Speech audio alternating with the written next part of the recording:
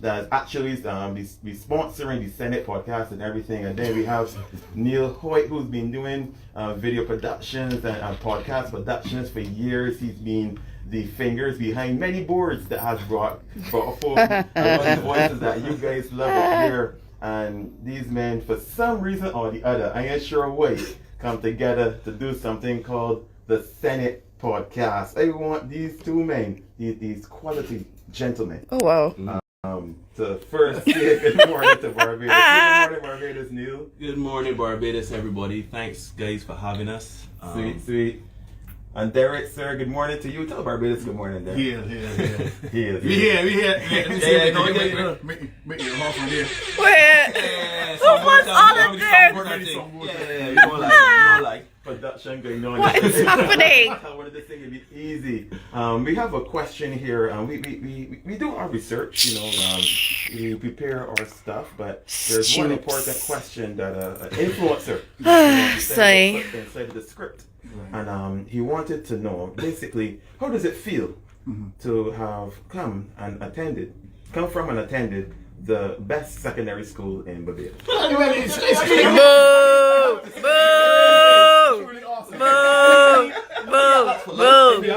know that info, he's a very good man. I mean, medically he's already but he's a very good man. Oh my God. I understand.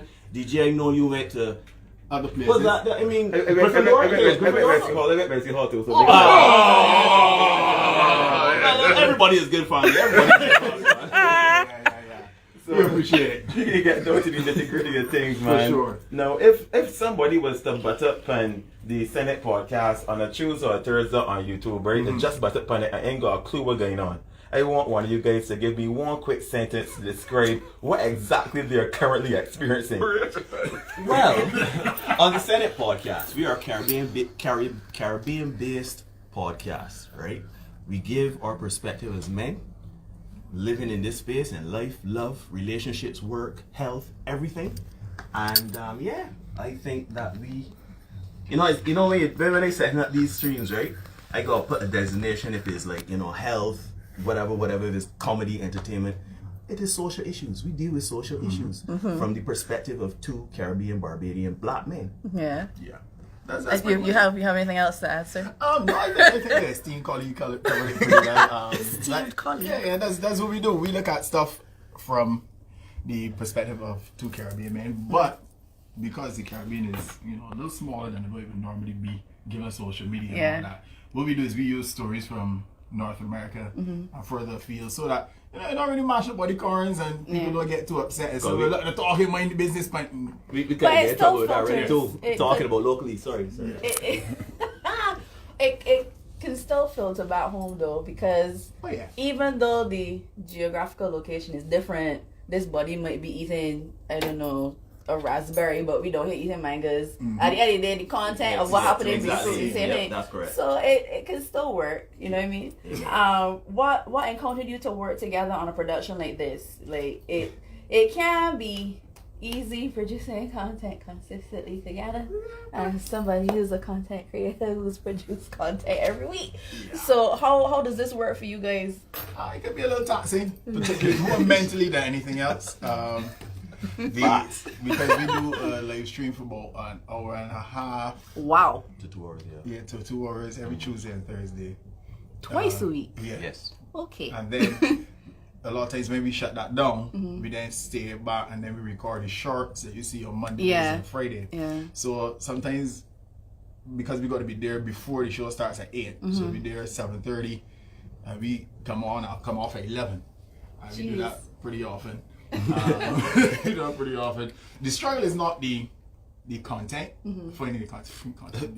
Content finds us. I shout out to all the people that contribute for stuff. sure. Because we get stuff every day.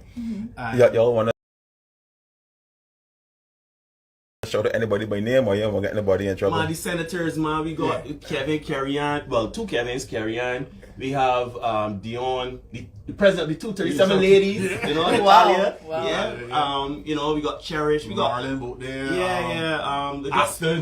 Yeah. I said what I said. Big up Fox, man. Correct. Yeah. Say So, what they said. so we have good followers. We got nice fan base. Stephen Wu. Oh. Yes, Stephen Wu, Okay. who paid $237 in Chinese one day on a date. But anyhow, that's another story for another time. But yeah, we have our fan base, our audience. Don't say fan base. Our audience is not like super large or anything like that, but we have some people that genuinely watch us, not only because they support us on what we do, but genuinely get advice and stuff like that. We heard that we have some youngsters. I heard earlier you guys were saying that it's not for everyone, which we agree, you know. But we do have some preteens and teenagers that listen to our content, young boys and stuff like that. So yeah, I mean, it is awesome. I would say for my part, it is not necessarily challenging, as Derek said. In terms, because we are friends for 30+ years, right? Like first form, the greatest. Let's say a long time. Let's not say 30. We first met in first form, the greatest educational institution in the Western Hemisphere. We can't speak about the East. We always say we can't speak about the East because we don't live there, right? The Western Hemisphere, right? And we met, you know, and it feels like from our first interaction in first form, we just clicked, and you know, 30 years later, you know, we've always been friends. I'm sorry. We are seasoned men, several decades. Yeah, I ain't gonna say late 1900s, but right. But no, seriously, you know, this really is one of my closest friends. Nice.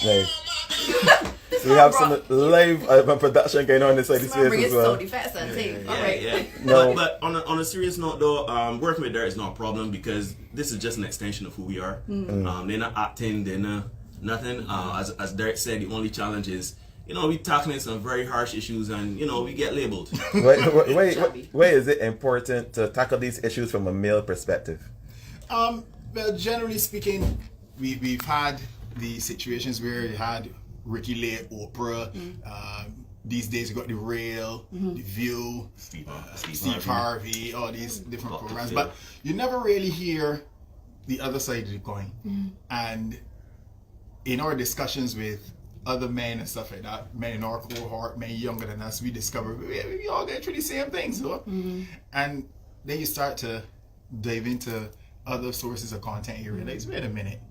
But then just we here in Barbados, the fellas over in Trinidad got the same problems, the fellas in US got the same problems, the fellas in UK got the same problems. So maybe we need to start looking at things a little bit differently and starting to put our own interpretation of what's happening out there.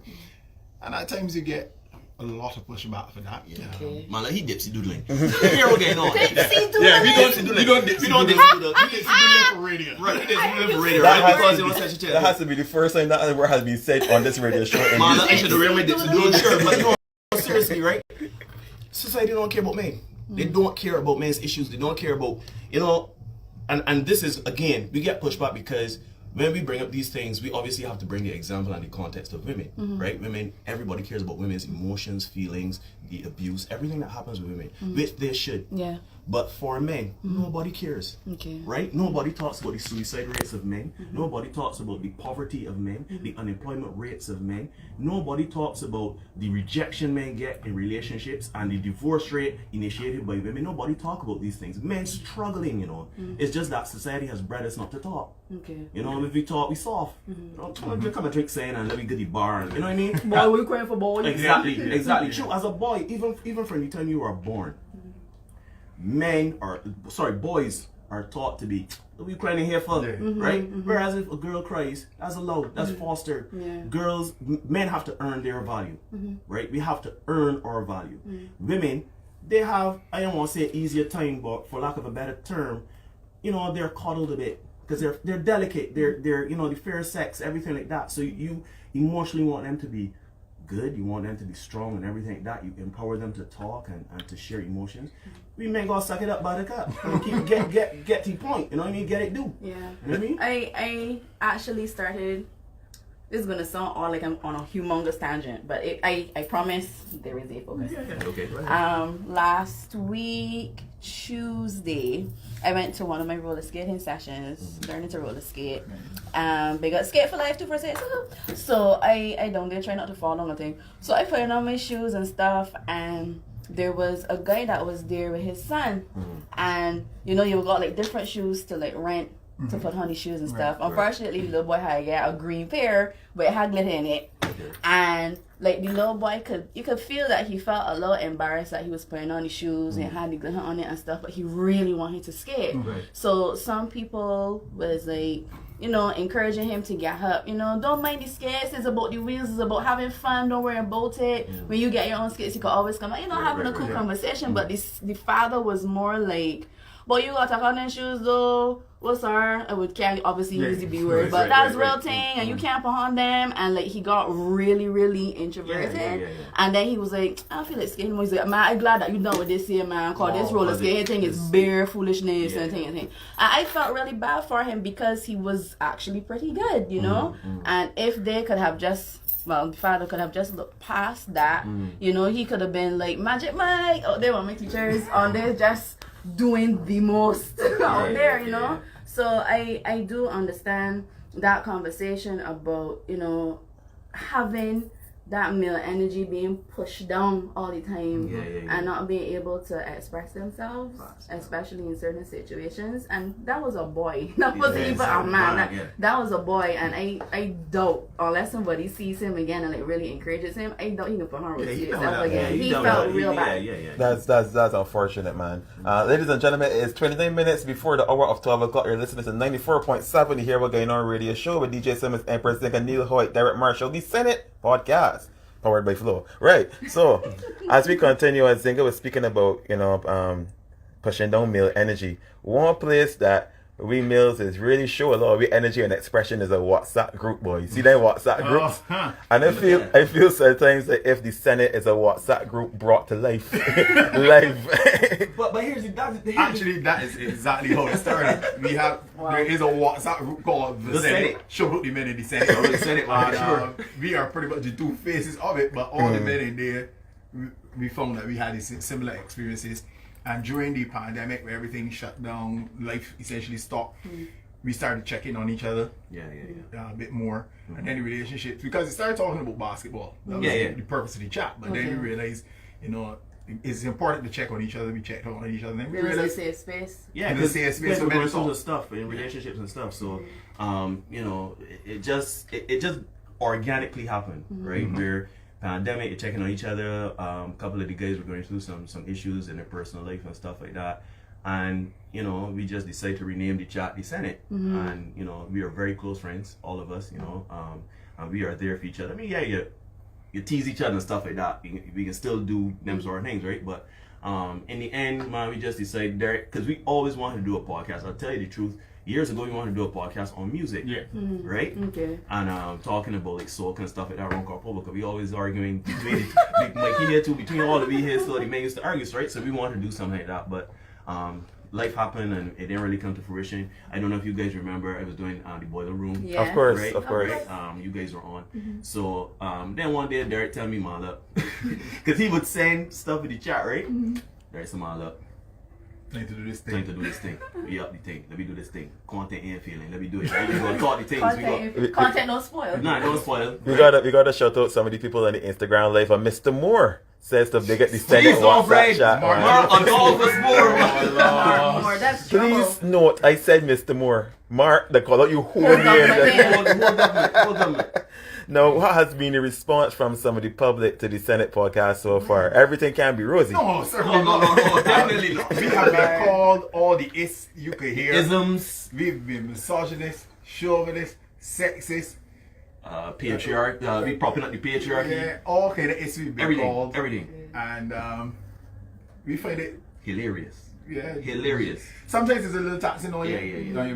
Because it's especially from people that know you for years, and they say, "Oh, these men is this whatever issue you want to call them," and it's like, all the time. So, especially when you know that that's not true. You also know that men on podcasts are big no. Oh, yeah, we're seeing a lot of that too, right? But on my way here, I was thinking about it, and I started to understand because it's a whole set of like a shaming tactic thing. Right? Tell them what he's saying language, right? Yeah. And that's a term coined by Kevin Sam. Warning. What you are about to hear goes against traditional romantic counsel expressed by friends, family, and Instagram memes and quotes. Open-mindedness is advised.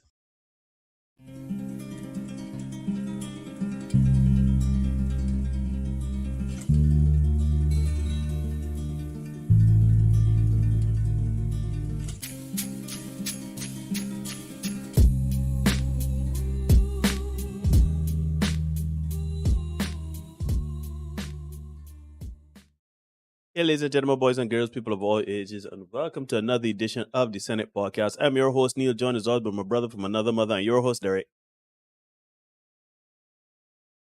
Wait. Derek, they ain't hearing you. Hold on a minute, man. No, not tonight. We're not dealing with that tonight, right? Let me fix it. Let me fix it right. I see what's the problem here now. Let me hear you now, brother. Here. You got me there now? Yeah, I got you there now. Right.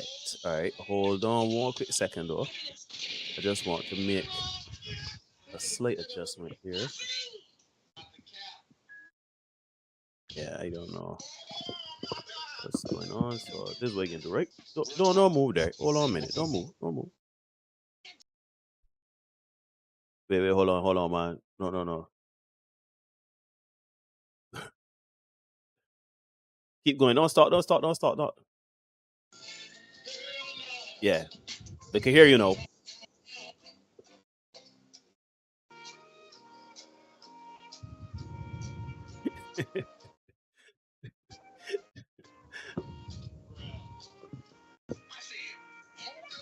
Wait a minute. That's a big one. Screeks.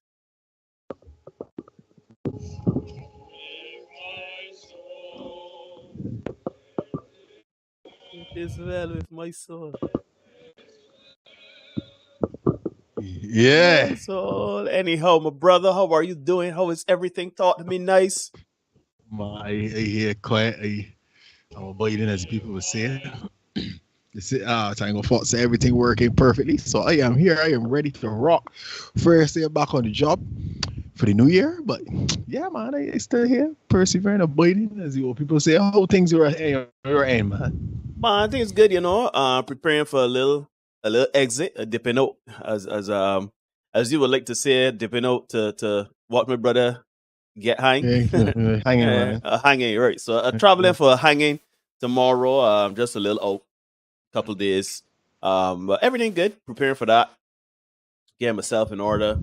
And yeah, man, I am blessed and highly flavored. Right. Good. Right. So as you would have seen at the top, it's the Naked Morning podcast in the She's all bread. Naked Morning podcast. Shout out Dr. Kerry in the building. What is happening with Naked Morning? That's what the people want to know. They want to know. Right. Right. Derek. No. Good night to everybody. First things first. Thank you for joining us in the Senate podcast. I see Tango Fox Miller. I see the Ghost Pepper Early Tamara. I see, all of the usual suspects. I'm glad that you guys are here. At the top of the program, we would have been showing an interview we did on 94.7, the Here We're Going On radio show. Shout out Empress Zinga and DJ Simmons. They afforded us the opportunity to come on radio and just plug our podcast, let people know what time it is and what we do. And we went well. We felt at home. It felt natural. A lot of people messaged me telling me they thought it was funny, etc., etc. But yeah, man, I remembered I stumbled upon that video today and I was like, oh shoot, I never post this on our channel. And if you give What Going On IG at What Going On, get him a shout out, get him a follow, get him a subscription, whatever. Find them on the socials and enjoy their content because they're doing very good content. They highlight a lot of culture, a lot of what's going on in Barbados. What Going On is indeed Barbadian for what is going on. So, check them out. So yeah. And of course, we don't have the usual G-Syndicate. I see my man still got the beanie, the scully. He may got merch. You understand? So tell the people about G-Syndicate that in a poor Ricky and man just get together and singing. Tell me what's going on, man. Share the dream. It's that kind of operation. Share the vision. Yeah, we just do things on the level. But anyhow, yeah. Check us out, G-Syndicate6.com. Check us out also here on YouTube, G-Syndicate6, Facebook, Twitter as well. Man, just get together singing. Check us out on Instagram, G-Syndicate6. Share the dream. That's the only difference there. And that's the main show. Kiamal, Vaden, Mark, Brett, Hugh. We're going to be at Sage Bar on the 27th of the end this month. So you can look out for that. We got some more things we want to do going forward as well. Releasing some music in the next couple of weeks. So stay tuned to see me, my Ramel Hall, Philip Indie Crank, as well as Stephen Wu back from a little hiatus. Good to see all of you guys in the crank tonight. Okay, no problem. Yeah, so we are here. Yeah, we are here. We are live. So check out G-Syndicate. You check us out. Let us know what's going on. I think there's a miscommunication. Dr. Kerry, I mean, we weren't planning to have you on tonight, but I mean, if you are... I had asked her. She wants to come up there. Come up. You had asked her? Yeah. I didn't know. She wants to come on up if she's still willing and able. That's my miscommunication there. Sorry, guys, to both of you. No problem. That is no problem. Let's get Dr. Kerry up in the crank. Let me set it that 3-shot. Let me get that 3-shot looking perky. Let me get Naked Morning podcast up Naked Morning. It's peace. Let me get my when she joins, we will be able to. Because I think we are definitely going to need a woman's perspective by the time I'm done. You would have seen, given the preponderance and stuff that I would have sent you in preparation for tonight's show, that we could be diving into a lot. So yeah. There will be a lot to discuss. Yeah.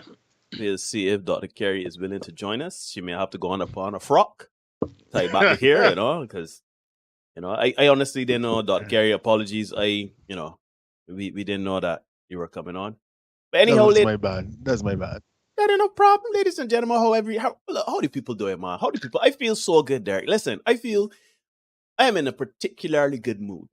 And the reason why I'm in such a good mood, Derek, is because I feel like we are going to slowly get back to what we're known for doing, right? I have been editing. As I said, I am traveling tomorrow, so I will not be here on Thursday, but I've been editing some content for you guys because I left an assignment. I left a homework for one, all right? So we can leave something for you all guys to kind of discuss and digest on Thursday.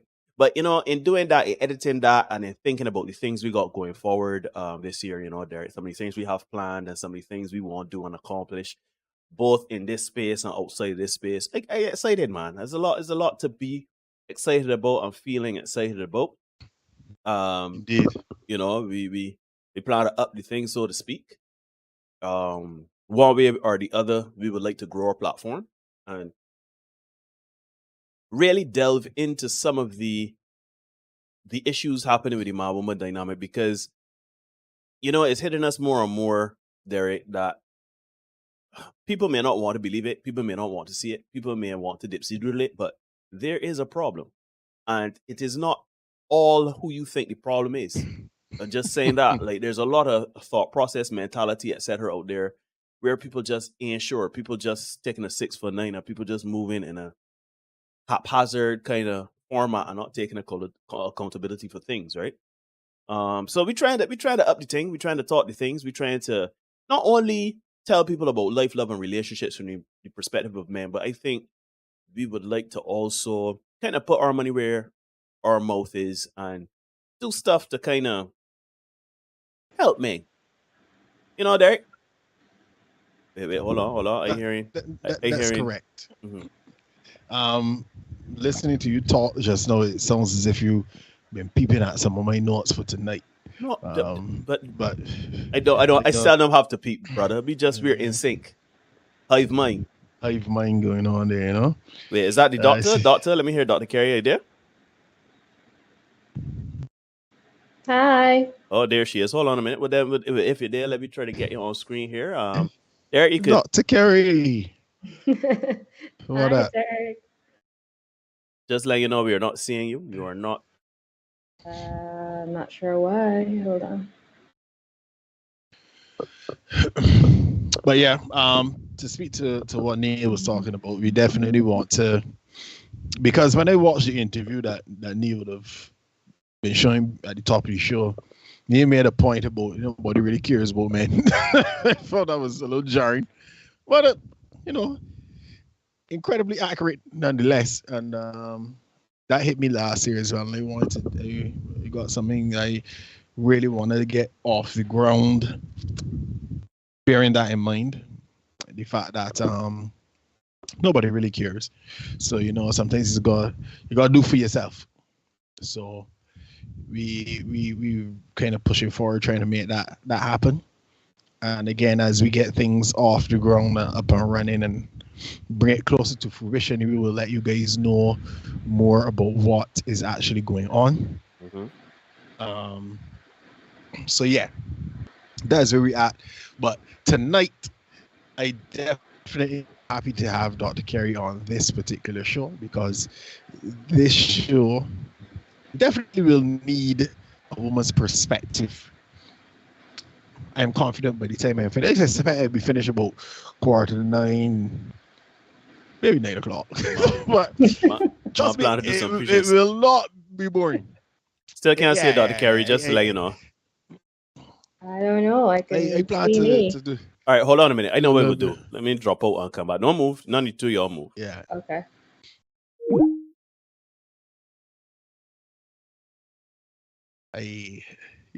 There she is.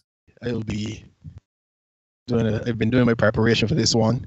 So those of you, because I know some people are definitely intrigued by the concept of women becoming obsolete. Because you always hear about, women don't need a man. You always hear about that. But what about what happens when people are of the opinion that you don't need a woman? And that is what I'm going to delve into tonight. So let me know when you're ready, Neil, and we can get into that. Yeah, if you want to do the usual setup intros and everything, let's get into that. Of course. All right. All right. So, Happy New Year, we talk for New Year. I feel like I can't hear you for a couple of days though, Dr. Carey. Oh boy, Zo. That's not you see. She got a new man now. They can't hear Dr. Carey. Boy, last time I hear Dr. Carey was over the weekend. Anyhow, ladies and gentlemen, boys and girls, people of all ages, welcome to another edition of the Senate Podcast. I'm your host Neil, joined as always by my brother from another mother, and your host Derek. Yeah. And together we bring you another edition of the Senate Podcast. Joining us is the doctor, the lovely, beautiful, talented, intelligent, smart, all of them things, and Zoe's love interest. love interest, right? Dr. Carey Ampere of Naked Morning. She is a Jamaican living in America, and she is doing very big things in her field, in her space. Just to give the people a refresher, Dr. Carey, let people know who you are and what's going on. What's your claim to fame? How you get a doctorate? My claim to fame is two parents who sacrificed a lot. How about that? Oh, all right. Well, there you go. That's my claim to fame. But yes, I'm back with you guys. Thanks for the invite. Always here to support. And who you are and what's going on? I'm doing fine. I'm doing fine. Busy with getting Naked Morning podcast back up and running. I've had many requests about what's going on. So tomorrow night, 8 p.m. if people are awake. It's 8 p.m. Eastern. Which is 9 o'clock Bayesian time. So because I needed that clarification. You let me know if you're available. So yeah, we're up and running for that stuff and busy with all the rest of the coaching stuff that I do. So, yeah. So there you go. There you have it. You're not just looking at two men. Derek going to Scully and I both here. With a mohawk with my F-boy haircut.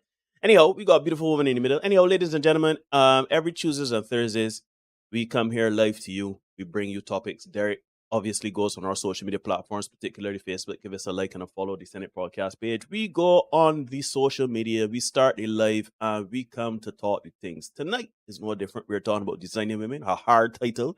We talk about designing women. Are women today slowly being made obsolete? And the interesting about this is that I think that we should do another episode to this, kind of flip it on its head. Are modern men becoming obsolete. We kind of touched on it before. We talked about it before. I feel there's a topic we've done before. We've got to look back and see. Yeah. There's so many, 186, so many.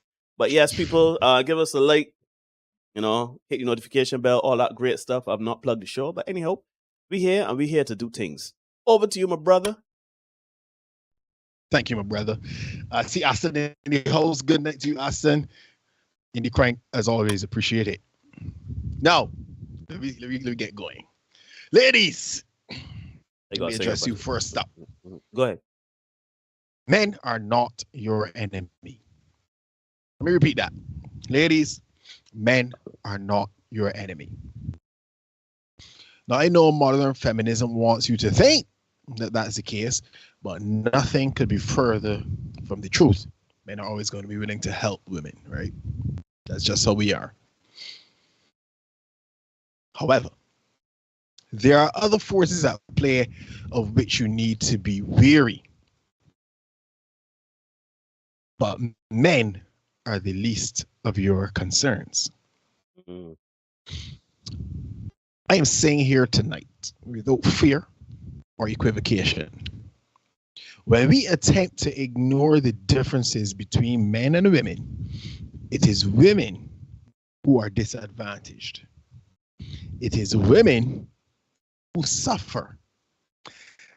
And tonight, I'm going to take you guys on a deep dive into several examples. And Neil can attest to the fact that there are several examples of exactly what I mean by disadvantaged. It seems as if there is a push to make women obsolete. And unfortunately, women seem happy to be aiding and abetting this movement. There is none so blind as he who will not see. So let's kick off tonight's show with an article from the New York Post. Dr. Kerry, I would have sent you a whole slew of content on your WhatsApp, so just brace yourself. I have them numbered. Try to keep up. Just let me know which one. All right, not a problem. Let me make sure. All right, my brother. So this article's from the New York Post, and it talks about the Cambridge Dictionary changing the definitions for man and woman. So let me know when you're ready, Neil. Yeah, we're going. Let's go. All right, Cambridge Dictionary changed the definition of man and woman, and this was late last year, December 13th, 2022. Cambridge Dictionary is being blasted by critics online for revising the definition of man and woman to include people who do not identify with the sex they were assigned at birth. Man now includes the definition an adult who lives and identifies as a male, though they may have been said to have a different sex at birth. In the same vein, the updated definition of woman reads an adult who lives and identifies as female, though they may have been said to have a different sex at birth. Both definitions previously reflected the outdated views on sex, which is a little weird to me, but which assumed that sex and gender identity always adhered to one another. The changes were quickly derided on the internet, with political commentator Stephen Crowder tweeting, "Remember, if you can control the language, you can control the population." Daily Caller writer Mary Rook called the dictionary writers effing traitors to the truth. And a dictionary is supposed to be a place, a reference book, isn't it? Yeah. So this is interesting. Cambridge Dictionary is only the latest. If we don't stop them from erasing women, our civilization is not going to make it, she claimed. I like the fact she didn't have anything to say about them erasing men too, but that's another thing. we going with this part for tonight, right? Don McLaughlin, a senior writer at National Review, reviewed the revision as dystopian as opposed to progressive. 1984 wasn't supposed to be a how-to manual, he tweeted.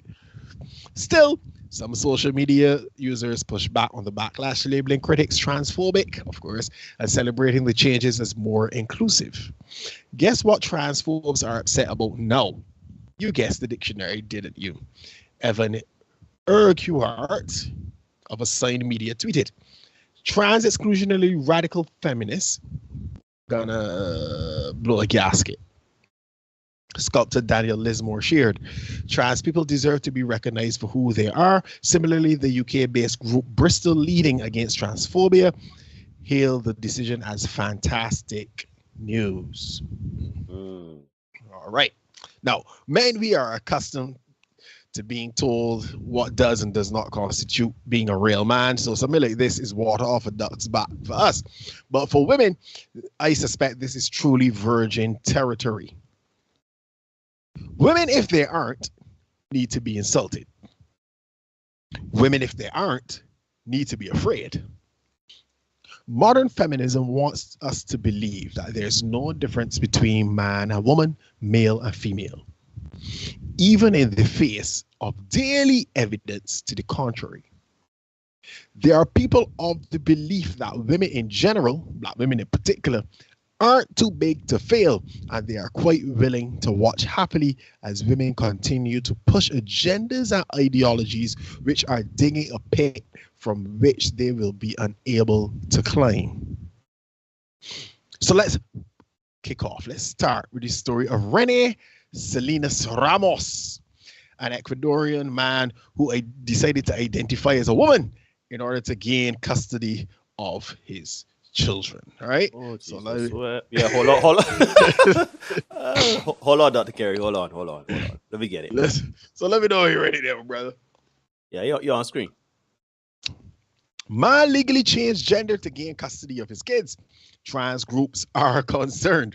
Rene Salinas Ramos says the legal change is an attempt to gain full custody of his daughters because Ecuadorian law favors mothers in custody battles. Look at that. A cisgender man in Ecuador legally changed his gender to female in an attempt to gain custody of his two daughters. But LGBTQ groups are concerned about the man's use of the law designed to promote transgender rights and what effect it could have in the future. Rene Salinas Ramos, 47, told local media that the change was not related to his sexuality or identity, but rather that the Ecuadorian legal system gives preferable rights to mothers over fathers when it comes to the custody of children. And we have seen this divers of times that is indeed the case, not just in Ecuador, but other places, all over the world and other places, as I would say. The laws say that the one who has the right is the woman. As of this moment, I am female. Now I'm also a mom. That's how I consider myself, Salinas Ramos told La Voz del Tomebamba outside the Civil Registry Office on December 30th in the city of Cuenca. I am very sure of my sexuality. What I have sought is that I want to be a mother so that I can also give the love and protection of a mother. Salinas Ramos alleged that his daughters live in an abusive environment with their mother and that he hasn't seen his children in over 5 months. Being a father, very sure of my sexuality is punished and I am only seen as a provider. In other words, I just getting some money. I ain't got another purpose to serve. And we know this to be true, again, all over the world, other places too. But the man's legal change from male to female has surprised and concerned LGBTQ activists who fought to have Ecuadorian laws change in 2015 to allow the change of gender. This man is playing chess, not checkers, folks. This man's private matter to obtain custody of his daughters isn't the spirit of the law. Dayan Rodriguez, one of Ecuador's most prominent trans activists and the national director of the Ecuadorian Federation of Organizations LGBTI, told Vice World News. Rodriguez, who became Ecuador's first trans assembly person from 2018 to 2021 and also helped spearhead the 2015 law, said that with her understanding of the law, a judge would certainly not give custody because of a change of gender, because it does not make sense that you have changed your gender in the... Come on, man. Be professional, man. Come on, man. Let me be professional. Let me just read the news. Because it does not make sense that you have changed your gender in the identity document without being a trans person, only with the objective of taking advantage to obtain custody. The concept seems so outlandish at first that Rodriguez admitted that when she saw it in the local press, she thought it was fake news. I have to say, so did I. They had to go look at this article. But after realizing that the man had in fact legally changed his gender, the Ecuadorian Federation of Organizations LGBTI released a statement denouncing the change on Tuesday. We are afraid that in the assembly things will go backward and they will start legislating against us, she said. Rodriguez explained that the 2015 law created an unintended consequence because while it allowed people to legally change their gender on Ecuadorian documents, it didn't allow them to change their sex on government-issued documents that are recognized globally, such as passports. This, in effect, meant that trans people needed to have two different legal documents, one that defined their preferred gender identity and one that defined their sex by birth. In May, I really didn't want to read all this, but it is so compelling. In May, trans activists reached a major milestone when the Assembly ratified a previous 2018 legal decision that allowed a trans man to legally change his sex. That ratification created a legal precedent where the Assembly had 9 months to legislate and potentially approve a law that would allow the change of a person's sex. So what is happening at this moment with Salinas Ramos could cause a change of criteria of some Assembly members for the change of sex in the identity card of trans people, said Rodriguez. They now only have 1 month to process this law. That is our current affair. Mr. Ramos shaking up things. Seemingly expecting the backlash, Salinas Ramos told La Voz de la Tomebamba that his decision is not against a person, not to harm anyone, but rather to fight against a system that has stigmatized the fact of being born a man. But Rodriguez doubted that the man's legal change to female will help him beyond added publicity to his case. And there's no such thing as bad press, they say. So if Mr. Ramos gets some publicity to his case, he children in 5 months, shoot, something happening. The law doesn't say anything about the best interest of children, she said. I understand that in his situation, in desperation, he chose to change his gender on the identity document, but no, it won't have any effect, she hopes. Now go with me here, folks. Go with me. Listen and understand carefully what is happening here. The trans community is upset, as my girl said, that a man did what was in his and his children's best interest. Because to her mind, this is the Rodriguez lady, Mr. Ramos's matter was a private matter, right? So to her mind, that private matter shouldn't be impacting the law, right? Oh, me faults. Tell me if I'm talking, if I'm crazy or not. Tell me if I'm talking junk. If you feel talking junk, put it in chat. Now, to my mind, there's no matter more private than a person's sexuality. But laws were amended to accommodate the sexualities of the minority there in Ecuador.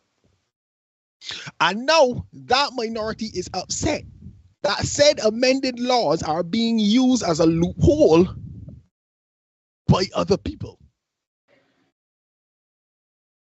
And this man doing it to get his children. Yeah? He's not like the dude in Sweden who do it to get a lower premium for the car insurance. That's a different story. Right? This man doing it to get his children. Right? But here's the thing. Mrs. Rodriguez, Diane Rodriguez, however you pronounce it. By pushing for legal representation, you made your sexuality, which is a private matter, public domain. And as such, it's free to be used, and the resulting laws are free to be used by all. Handle it, Roy. Deal with it now. Deal with it, sort it out. We now have to ask what will be the far-reaching implications of Senor Ramos's power move, because this is a chess move. This is a power move. Right? Will we be seeing more and more men identifying as a mother in order to gain custody and thus escape paying child support? Study it. Think about it. Think about it. Men, we are problem solvers. And if it means identifying as a female, my man says straight up, this ain't got nothing to do with sexuality. I am assured of who I am. Right? So if it means identifying as a female in order to escape the weaponization of children against them, expect more and more men to borrow a player from the Ramos playbook. Also, when we consider that the data, brace yourself, ladies, hold on to your chair, shows children are not at all disadvantaged when raised by a single father. Look at the doctor shaking. Look, that's her wheelhouse. She knows. Yeah. They are not at all disadvantaged. They're best with two parents, better with two parents. You might be good with a mother. Yeah. Best with both parents, better with the father. It might be your mother sometimes is touch and go. That's his data. That ain't me. And that, And Dr. Terry. That's the data. You can Google it. Okay? So when we consider that, the possibility of people pulling a Mr. Ramos here, if not the probability of this becoming a trend, is very, very real. Right? But let me press on because we got a lot to get through. Let me press on. Let's press on with an oldie but a goodie, an old friend from the early days of the channel. Can we call her Leah Thomas? Can we call her Patron Saint? Patron Saint. That's one of the Patron Saint. She the Pantheon. Yeah, for sure. This is one of the early days. Leah Thomas. This name rings a bell. Got she put screen there, Neil? Man, she did, man, in her glory. Square. she managed shoulders and all. Leah Thomas, not to be confused with Leah Martindale of Barbados swim fame, right? Last year, Leah came to fame or notoriety, depending on your perspective, by breaking swim meet records representing the University of Pennsylvania. She broke one record, folks, by 37 seconds. 37. give me 19 days or 20. She was subsequently nominated for the college's Woman of the Year award. Shit, you know, I'm not making this up. All right. UPenn nominates transgender swimmer Leah Thomas for NCAA's Woman of the Year award. Transgender college swimmer Leah Thomas has been nominated by the University of Pennsylvania for the NCAA's 2022 Woman of the Year award. Wait, hold on a minute. Hold on before you go, all right? How much y'all want? Y'all feel this bad mind? Y'all think that people say, you think this is a play to say, if it's a troll? Yeah, like if you feel like, do you think that this is like, okay, we want to be inclusive and seeming progressive? Let us nominate this. I think it's that. I hope it's a troll.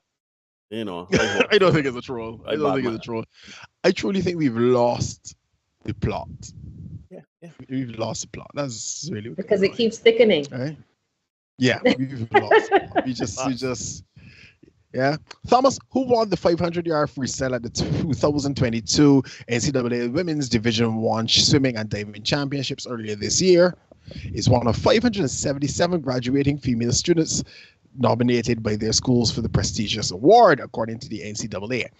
She graduated from UPenn this year after the record-smashing season mired in controversy, with critics claiming she had an unfair advantage competing in the women's division when she was biologically born a male. Caitlyn Jenner, a transgender activist and former Olympic gold medal winning decathlete, called Thomas's participation in the women's division one of the worst things to happen to the trans community. We can't make this up. Vietnam. Caitlyn Jenner. That's Caitlyn Jenner. But you know, I understand where she is coming from, Caitlyn, who also won Woman of the Year. Right? Yeah. Right. No. Let's first thing, two things here, ladies and gentlemen. One, if they nominate me for Man of the Year, Woman of the Year, or whoever of the year, I get so no.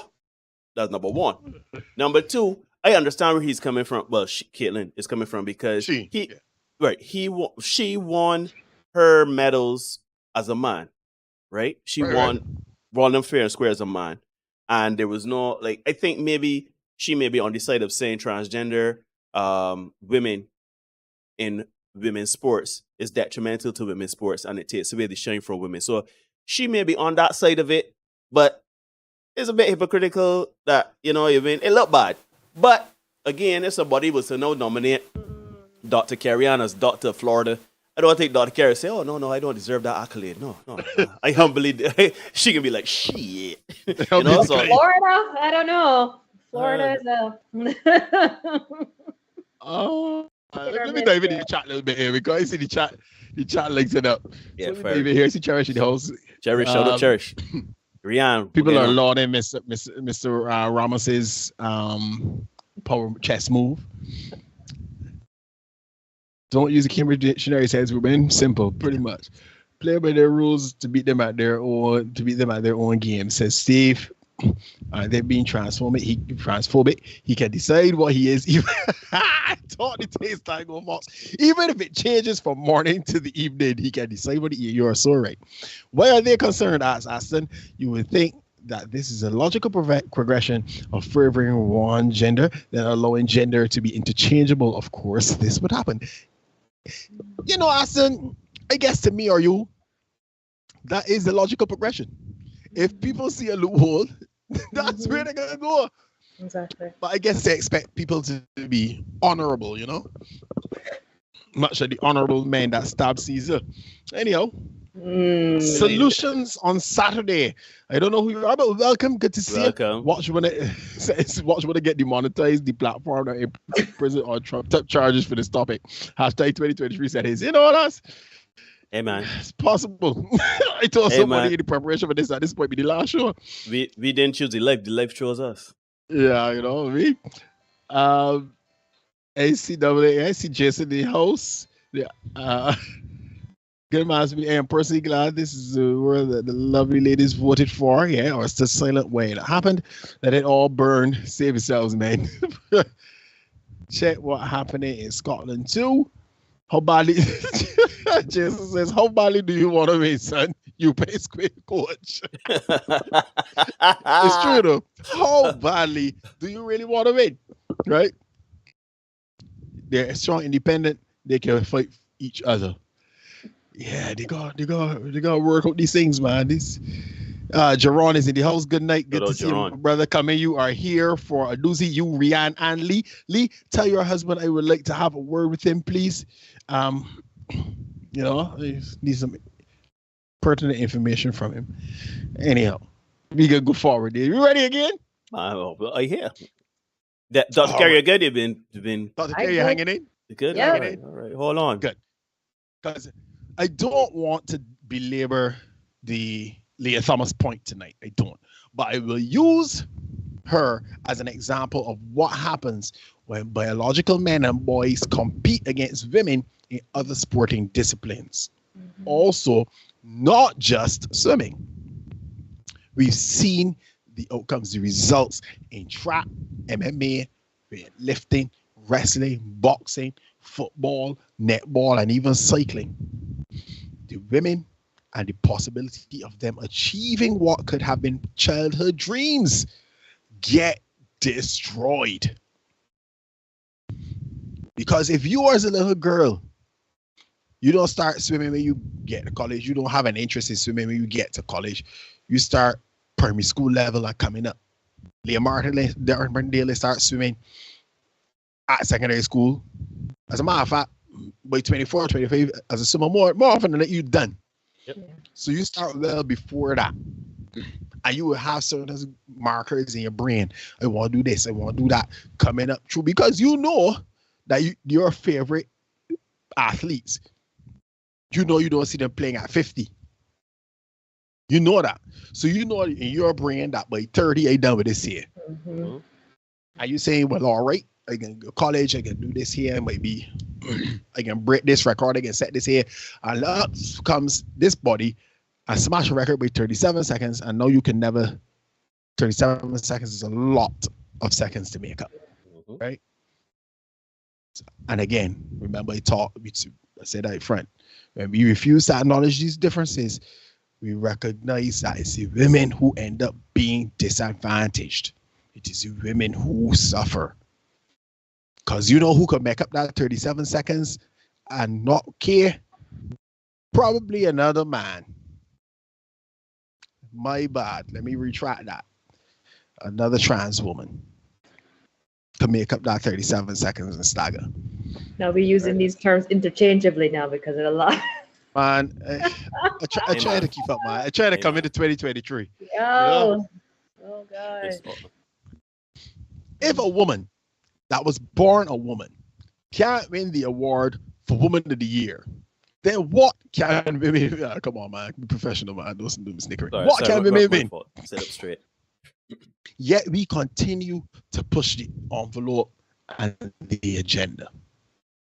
Let me move forward with this next one because so far I show you motherhood, I show you sporting. Let me move forward with this next one. This next one is a doozy. Put up a screen there for me, deal. You there? A 90-year-old obese trans woman is allowed to enter and subsequently win a beauty pageant, while biological ladies who probably spent a significant portion of their lives in preparation for that pageant as a stepping stone to other pageants like Miss America have to stand there and pretend that they're happy about it. So let me check the article. Yep, you there? First biological male wins Miss Greater Dairy, a beauty pageant held by the Miss America organization, right? Brian has become the first trans winner of the Miss Greater Dairy beauty pageant. I am ecstatic to be the first transgender woman to be a Miss America local title holder. Come on, Gary, come on. So many Brian things. So many things. Brian became the first transgender to win a title under the Miss America organization. He was named Miss Greater Dairy 2023, landing him a crown and scholarship as announced this past Sunday. The Miss Greater Dairy Scholarship Program provides scholarships to young women between the ages of 17 and 24. My name is Brian. I'm 19 years old and currently a freshman at Narshaw Community College, majoring in business management. The teen also mentions the initiative titled #Queens Are Everywhere. This is a media movement that helps the next generation develop self-confidence, realize their potential, and become the leaders of their destiny.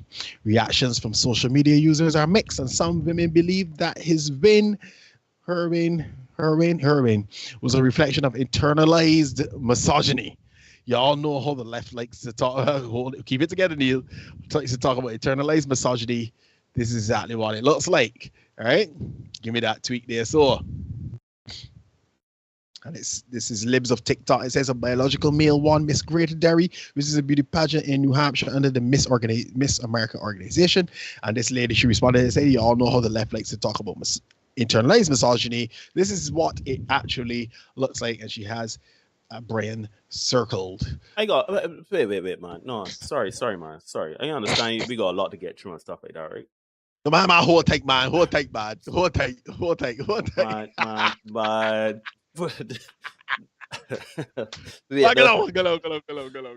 Man. All right, I can just ask this question. I'm not going to go into any tirade or rant. How is this internalized misogyny? We can circle back to that. We'll fix that somewhere. Put it in your brain. When you are finished, whenever you're done, how is this internalized misogyny? Continue. But you see, because Neil, I know you for a long time, I'm gonna address this. I'm gonna address that very shortly. Okay, right? Give me the next one. This next one says, yes, Miss America will no longer be about women. Men want to make us irrelevant. Jesus, Lord have mercy. So give me the next slide, Neil. Just this week, the U.S. court announced that Miss United States of America LLC cannot be forced to include transgenders as contestants since it would obstruct the organization's ability to express the ideal vision of American womanhood. According to the ruling, they should be allowed to enforce that natural-born female rule because the First Amendment enables them to do so. So now they're trying to backpedal it a little bit, right? The conclusion came after a lawsuit was filed by a trans woman named Anita Green. I believe United States of America Miss is on the wrong side of history for choosing to actively discriminate against transgender people. But the road to creating meaningful change has always been a long and bumpy one, Green said. Transgender women are women. My message has always been consistent, and my message is this: every person has beauty. You know, the disappointing but not surprising part, though, is that somehow men still got the blame for this, right? This is sorry, insane. ladies. Insane. Sorry, ladies, right? But these are L's that we will not be taking. You And I'm know, saying never that do we. as a representative of the men's delegation, we will not be taking these L's, not in this instance. This has nothing to do with men. More often than not, right-thinking men try to get others to see the logic of biology when it comes to matters like these. More often than not, that logic is rejected or ignored completely. So no, this is not internalized misogyny, as the lady said. This is not that. Wait. Again, what is internalized misogyny? But they say that man hate that brand hates women, and as such, he wants to usurp women. Right? It's none of those things, though. My turn gonna come. My turn gonna come. Here, you go on. My turn gonna come. What it is, though, folks, is a most grievous insult to biological women in general, and to the young ladies in that pageant in particular. Now, under the last governmental administration, Barbados experienced a number of glorious firsts as a nation. We had several economic downgrades, subsequent job losses. You all right? You all right, Dr. Kerry? You with me still? Hold on, Dr. Kerry. Hold on. Yeah, so we had several economic downgrades, subsequent job losses, widespread water outages, a plethora of transitory inconveniences, aka potholes, and even live feces floating in the streets. Barbados was done. It was a rough time. As the young people say. You know? It was done by, It was done bad. Yeah.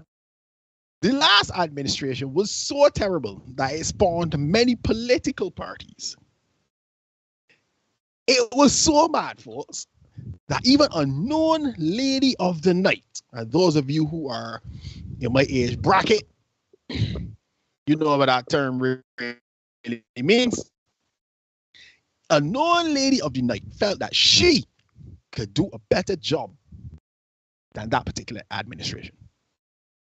Well, here we are in 2023, coming out of 2022, and we have effeminate and openly gay men who believe they are better women than women themselves. So, we showed this one a couple months ago, but you know me, so nice you got to do it twice. Let's hear from Saucy Santana. Rest yourselves know, language and all of that. Hide the children. Because I want y'all to know gangs run the motherfucking world. When them hoes need their hair done, they call the gays. When them hoes need their stylist, they call the motherfucking gays. When them hoes need their motherfucking face done, they call the motherfucking gays. When your dog ass baby daddy wearing your ass out, you need advice, you call the motherfucking gays. Because we the motherfucking blueprint to this bitch. Then you gotta need a motherfucking gay rapper that's really running shit out here. And I'm gonna open the motherfucking door for all of us in this bitch. So don't motherfucking hate, congratulate, bitch. Derek, can you transcribe that for me? Because the only word I made it was MFN and gays. That's the only two words I got. Long story short, Saucy let everybody know that gays run the world, right? Mm-hmm. When you want somebody to help you with a little money, you call the gays. You want your hair done, call the gays. You want your makeup done, call the gays. You need a babysitter, call the gays. That's what he was talking about, right? Mm-hmm. That's what he said. Mm-hmm.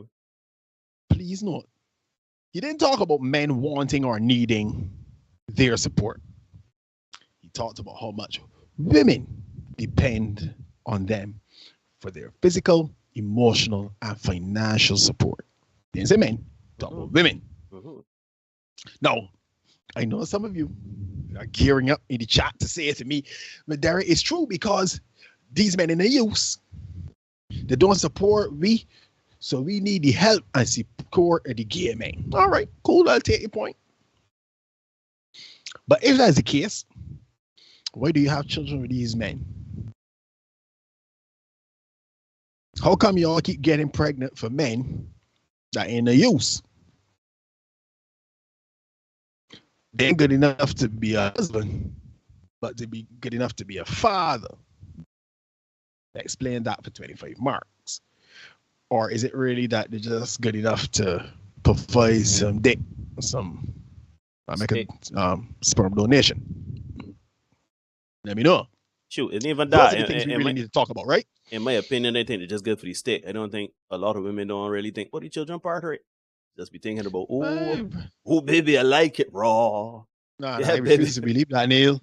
Boy, these black women are the most intelligent women they got. They say it all the time. So these are the things we need to discuss.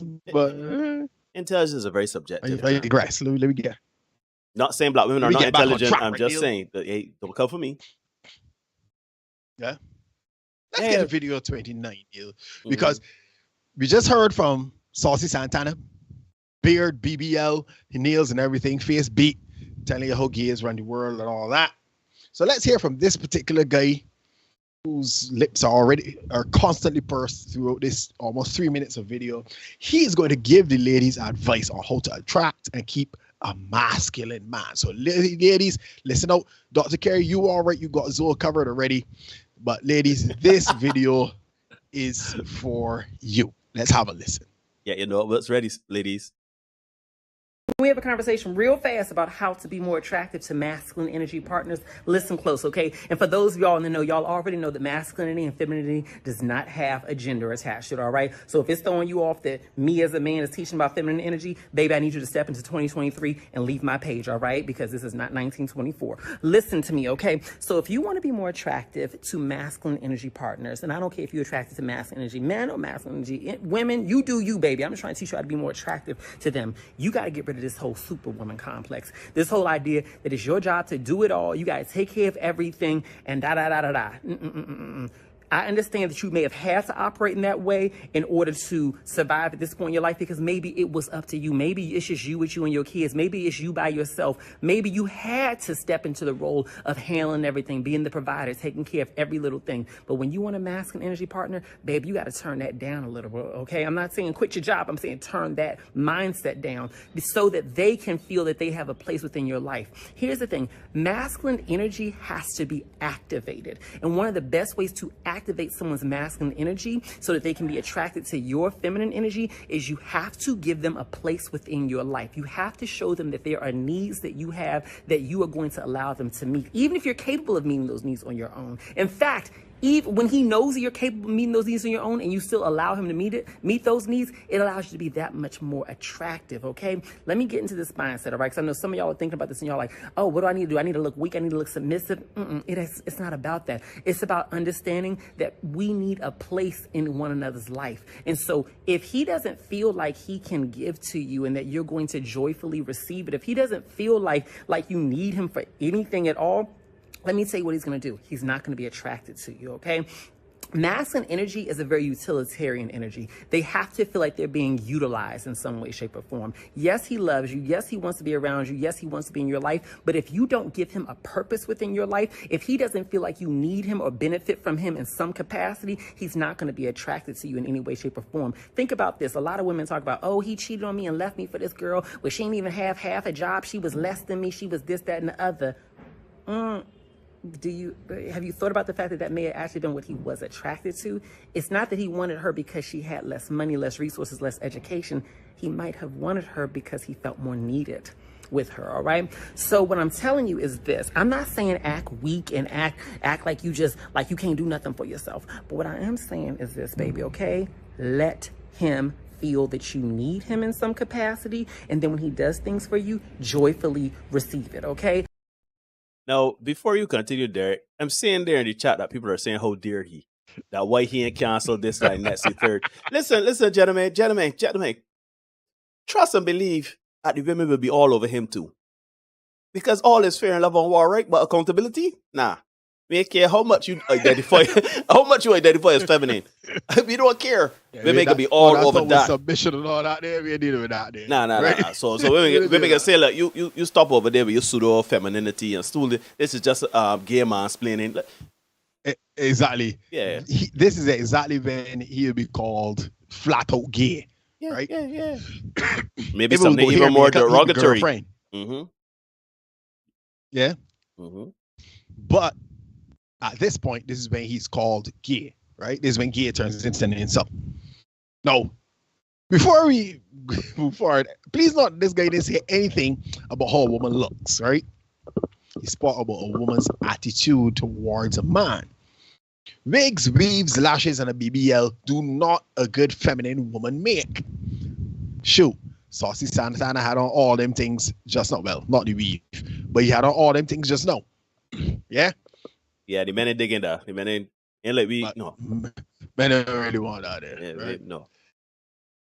As a matter of fact, before we go any further, I feel the need to digress and say here, especially given the fact that Critchlow is a real thing in Barbados. Wait, hold on. Worth it. Sorry, just for Dr. Carry on. So a Critchlow, basically, we have a surgeon here. He does augmentations on the feminine derriere. So he's reconditioned. Yeah, he's reconditioned parts, right? So whenever we see women with certain things, we call it a Critchlow. Just saying, like that's a synonym for plastic surgery, right? So when you hear a Critchlow, you say, "Ah, boy, she got a nice Critchlow." Yeah, that's what she working with, right? Yeah. So, ladies and gents, BBLs are not worth it, right? Just let me go off on a tangent and come back. Let's have a watch of this particular video and come back. It's a story about two young ladies in Houston who went to get a discount BBL. So let's hear about this issue. Second half hour of The Factor Uncensored. It's a new year, and for some people, it's a chance to create a new look for themselves. We just talked about the obsession with the ladies a few minutes ago here on The Factor Uncensored. Now we're discussing and going to discuss how dangerous the procedure can be. Two women, both mothers, got the procedure, and we heard about them over the weekend. Just devastating to many of the people who read it. And they ended up dying. Secreta Tolliver traveled from Chicago to the Dominican Republic for her BBL. She died from internal bleeding while recovering from the procedure last month. 26-year-old Janisha Jayla Williams got surgery for both a BBL and a butt lift in 2021. Sadly, she never woke up once the surgery was completed. Turns out an unlicensed doctor gave her anesthesia. Board-certified plastic surgeon and the man who has been ringing the alarm here in Houston for months, Dr. Malik Cunny, joins me now here on The Factor Uncensored to hear. And we all saw those pictures on social media. And as I got them, I sent them to my producer. To hear that such young people, lives have ended as a result of them seeking beauty, dying to be beautiful in their minds. Your thoughts about seeing so many young people in their lives as a result of getting plastic surgery? Well, I think you have to really think about how those patients end up where they end up to have those operations, and that's really where the problem lies. If you separate out the people who had serious problems or a death from everyone else, I think what you'd find is the vast majority of them are being done by surgeons who should not be doing it. They're done in facilities where surgery shouldn't happen. The anesthesia services are really substandard. The vast majority of problems are happening in those situations. And unfortunately, doctor, what we have is individuals who find the cheap route. These are people who are not board certified, not in this country. In one case, the Dominican Republic.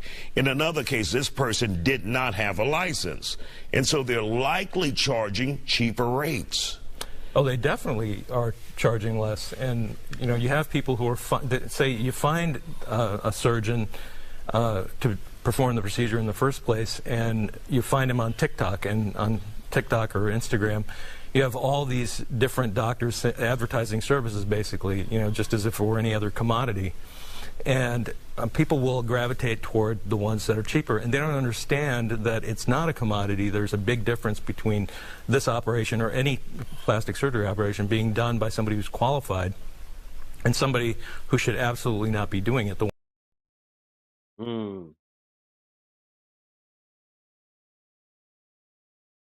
BBLs are dangerous, ladies.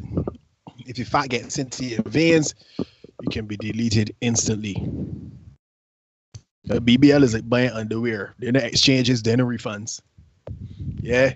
The difference here, though, is that you don't even get the chance to attempt to take it back. A few months ago, Jamaican dancehall artist Spice went to have some body work done on her BBL and ended up fighting for her life. As far as I know, she's still with us, so she is lucky. These two young ladies weren't. But here's the hurtful part, folks. They were both mothers. Somebody already found them sexually attractive, but now their children will have to grow up motherless. So ladies, take the money you got under the bed that you saving for Pritch Law and take it to Twin Jim. Yeah. Tell Rand I sent you. My boy Rand can hook you up with the boxy that you want. You might just go put in a little sweat for it, right? You go work for it. You go work for it. You go squat for it. But let me get back on track, right? If you want to get and keep a man, you're going to have to do some work on your attitude towards men. If you approach them with the attitude that you're better than them, ergo you don't need them, then guess what? You will remain all alone. Keisha gonna be somewhere. Don't do that, man. You don't do that, Keisha, man. You're going to remain. Let me Keisha. Be all alone by your lonesome self. Yeah. If that is even going to be your position, that you don't need the men, right? And some of you may even lose out to an alternative lifestyle. I know that sounds strange, nah? But I get in there. I get in there. Hold your head there. Hold your head. I see you. Hang in there, dear. Hang in there. I'm here, man. I'm here. Yeah. Let me dive in the chat here just to see something that intrigued me just now. People are not loving who they truly are. It's a pandemic. Believe that. Right? Now, as I was saying, you're going to change your attitude. You might end up all by yourself. And if you are worse, you might lose out to the alternative lifestyle. But some women wouldn't mind that because then it will fit into the narrative that most men today are on the DL, thus absolving these ladies of all responsibility and accountability for the state of their relationships. Anyhow, Neil, since I've already cracked open Pandora's box, let's bust it wide open. Give me that next pick on screen, Neil. Just to let you know, I did 31. I did it. Number 31 is number 31. Yeah. Yes. I just let you know that I kind of cropped off the top of it because I want to run an experiment. Yeah. No problem. Right. So she's on screen. Take a look at the pick on screen, gentlemen. And since you're running an experiment, Neil, and I know you so well, men, all things be equal. All right. This is just based on what you see in there. If you think this woman is attractive, just put some ones in the chat, fellas. Ladies, shoot. If you think this woman is attractive, put some ones in the chat. Just based on what you see in there. We could wait on what we waiting, folks. You're watching the Senate podcast. This is episode 187, Neil. 186. 186. Episode 186 is Senate podcast. This is the live stream version. Hit the like button, hit the subscribe button as well. Share this content because I think this is a very interesting discussion we're having so far tonight. And we didn't even get to Dr. Kerry yet. Nor Neil's response. So fireworks to come still. But yeah, let me know if you like it what you see on screen, folks. We drop some quick ones in the chat. Well, I think the men are on it because the men asked to do the smelly rat. So you know what? The jig is up. Yeah. The jig is up. Yeah. That is a trans woman, James. Mm-hmm. That's a trans woman. Yep. Yeah, you got to be. And see what the caption says. It's getting scary. Getting real scary up here, boy. Yeah. But let me be honest, fellas. Without any prior information, and if it wasn't for the tone of this show already, listen, this show would have been a good giveaway. With any prior information, that is an attractive woman. Yep. And most men, if we be honest, we would say that. Mm-hmm. Right? You keep it a stop. Now, last year, Dr. Umar Johnson, whom some of you seem to love, again, dismantle he going forward, but I give you a break tonight. He was involved in a similar faux pas. Dr. Umar was on a panel with a beautiful black woman, and he was most effusive in his compliments of her beauty, only to discover after the fact that the beautiful black woman he had been so complimentary of was in fact a trans woman. He gave a very hilarious response when he found out.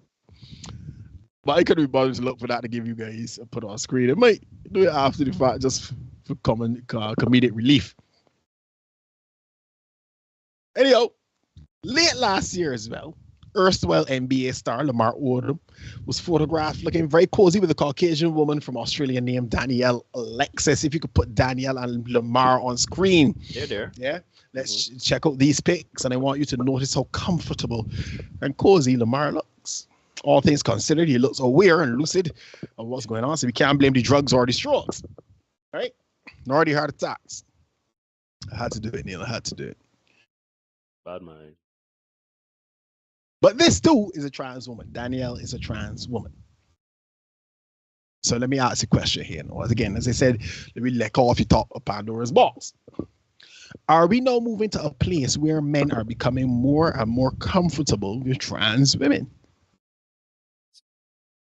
After all, trans women and openly gay men are now of the belief that they are better women than women, and as such are now qualified to tell biological women how to attract and keep men. Shoot, they're even lobbying for their vagina rights. We get that in a minute. They're even attempting. Yes, Dr. Kerry. hold on. To chest feed. Hold on to your bonnet. Yeah. They are even attempting to chest feed. And they're experiencing menstrual pains now. I swear to you folks, Dr. Kerry, I am not making this ish up. Right? And when we look at the data and we realize that homosexual marriages is homosexual marriages, heterosexual marriages,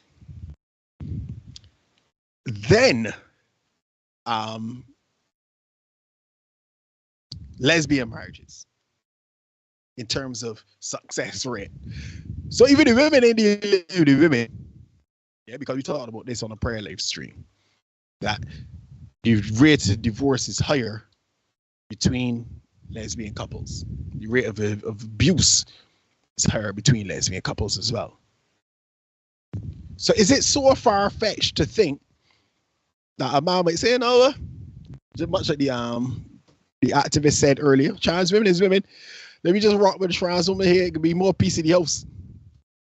Cause shoot, the man just now tell them you gotta submit, you gotta keep things be peaceful. You know what I mean? Because trans women trying to overcompensate, so they can have they're going to they're going to exasperate the feminine qualities of a woman. Yeah.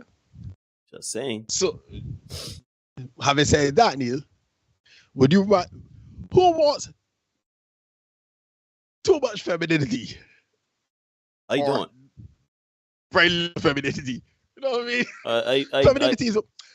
There's a lady, big gay, my friend, gay, Gay sings very, very well, and she's always very clear with her diction. The gay said to me one time, when you sing, nobody should. There's nothing wrong with overpronouncing words. Nobody will ever accuse you of saying that your diction is too clear. So much like that, femininity is pretty much the same thing. No man is ever gonna complain and say, "Lord, this woman too much woman for me, boy." You never gonna hear a man say that. You know what I mean? But let me be clear now, because I know some people get clip this and say, "Oh, so they would rather a feminine man than a." Nobody's saying that. Oh, but there, you know how people go, man. You know how people go. Nobody's saying that. How about a feminine woman? Right? That'd be nice. It'd be fantastic. But to close, but no, maybe we watch this couple here, so to let Dr. Kerry see what it is I'm talking about, so she does not think that I'm making up things either. So she can watch these. We can just run 34, 35, and 36, one behind the other four. One or two of these you've seen before. The last one you probably haven't seen yet. depending on where you with social media back alleys you're in. Well, let's watch you 3 of these videos and come back to close. All right, we got 34. All right, let's get it. Listen, counsel, with the overturning of Roe versus Wade, what is happening now is you are limiting what I can do with my vagina. First of all, you dictated where I could take a number 2. You tried to tell me that, I couldn't go in a woman's restroom. But now you have Governor Abbott saying that I can't have an abortion. I can have an abortion. You have to take your hands off my vagina right now. You do not own my uterus. The uterus is mine. It is a clump of cells in there. We need to take that clump of cells and destroy it. Let this paper just take the clump because it has no life. It has no meaning. That's what is inside my body. But Governor Abbott is trying to get inside here and trying to dictate what you're doing with my body. You don't own my body. Governor Abbott doesn't own my body. I deserve the same access to an abortion. You know that. I know that. I want an abortion now, and I want it right now and then. That's what I want. I want an abortion. You don't control my uterus. You're trying to say I can't get an abortion. That is a crime. I want to the clump of cells in my uterus, and you're trying to stop me. And you know what? I get raped all the time. I'm very sexy. People put stuff in my drink all the time, and then you don't know what happened to them. I deserve safe access to an abortion. If you're watching this out there in the media, I need your protection. Roe versus Wade, my sister AOC, I love your AOC. I love you so much. You protested, you got arrested, and I will get arrested with you, AOC. All right, let me be clear, right? Let me clarify some things here, right? I believe that that's a troll. I believe that is a troll. That is an out and out troll. Me personally, but is it far-fetched? It is not far-fetched. However, to me, the reason why I think it's a troll, right, is the theatrics. The theatrics for me is really making me wonder, like, I get drugged all the time. I'm sexy, men, it's a little too much for me. I believe that if I do some deep diving, I could debunk that. But Tango Fox is saying is the same guy from Vegas. So yeah. Maybe. Yeah. That's why I say that count. Is it far-fetched? I mean, give me the next one there, Neil. I put my hang on to your hat. Real quick on that one. There are a couple of things in that one that are also quite offensive, in that there is an appropriation tactic that it's being used and a stereotype tactic that's also being displayed. Appropriating Black culture and identity, and stereotyping the angry Black woman. Oh yes. There's a lot to unpack. Glad there you caught that. Because even if it is a troll, right? Troll or serious, it is still something that is very offensive to whomever may watch it. Whoever look upon that. If you're a man, if you're a woman, if you're a Black woman, if you are a person lobbying for trans rights, if you are a person lobbying for abortion rights, if you are a person that fall in the demographic of this person trying to like either make light of or trying to identify as, because we don't know if it's true or not, I believe it's fake, that is offensive. But again, if this person is, let's say a person like Leah Thomas, for example, she may not be that outspoken or that wild, but let's say she says she has the right as a woman to be nominated for the NCAA Woman of the Year. Mm-hmm. And she has her head wrapped up and she got the earrings and everything like that. Like, you know what I'm saying? Do we be inclusive or do we say Thomas can be the 2022 Woman of the can be nominated for Woman of the Year? Trust me, this is far-fetched. You know what I mean? Yeah. Give me this one there, Neil. Brace yourself there, Dr. Carey. Yeah, hold on, Dr. Carey. Hold on. Ain't trying to breastfeed. The baby has been able to latch, but I've not been able to produce any milk. What in the fuck? I'm all about being more inclusive, but your life still got to be based in reality. They want to change from breastfeeding to chest feeding. To be more inclusive, I'm working on saying chest feeding instead of breastfeeding. Chest feeding is just inclusive. There are non-binary people. There are trans men who lactate. There are those who go by he, him, different pronouns. Breastfeeding is only mutually exclusive to biological women. It wasn't meant to be inclusive. Man, that was a good point. You're feeding people's delusions when you we start calling the chest feed. Mammary glands, which are located in the breast, overlying the pectoralis. Major muscles are present in both sexes, but usually are functional only in female. Y'all made that chest feeding shit up. You can't chest feed. Hi, Dr. Carey, you all right? You good? No? Well, we here for you as a safe space. We'll talk about it. Yeah, man. Give me the last one there. Brace yourself. Dr. Carey, brace yourself. Hold on.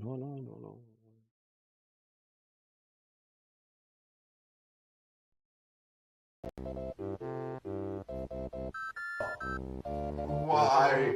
Stop. Why is this thing not hot? I swear to God, if anyone says welcome to womanhood, I'm gonna lose my shit. Let me play that again because they had a little offset. Go again. Why? Stop. Why is this thing not hot? I swear to God, if anyone says welcome to womanhood, I'm gonna lose my shit.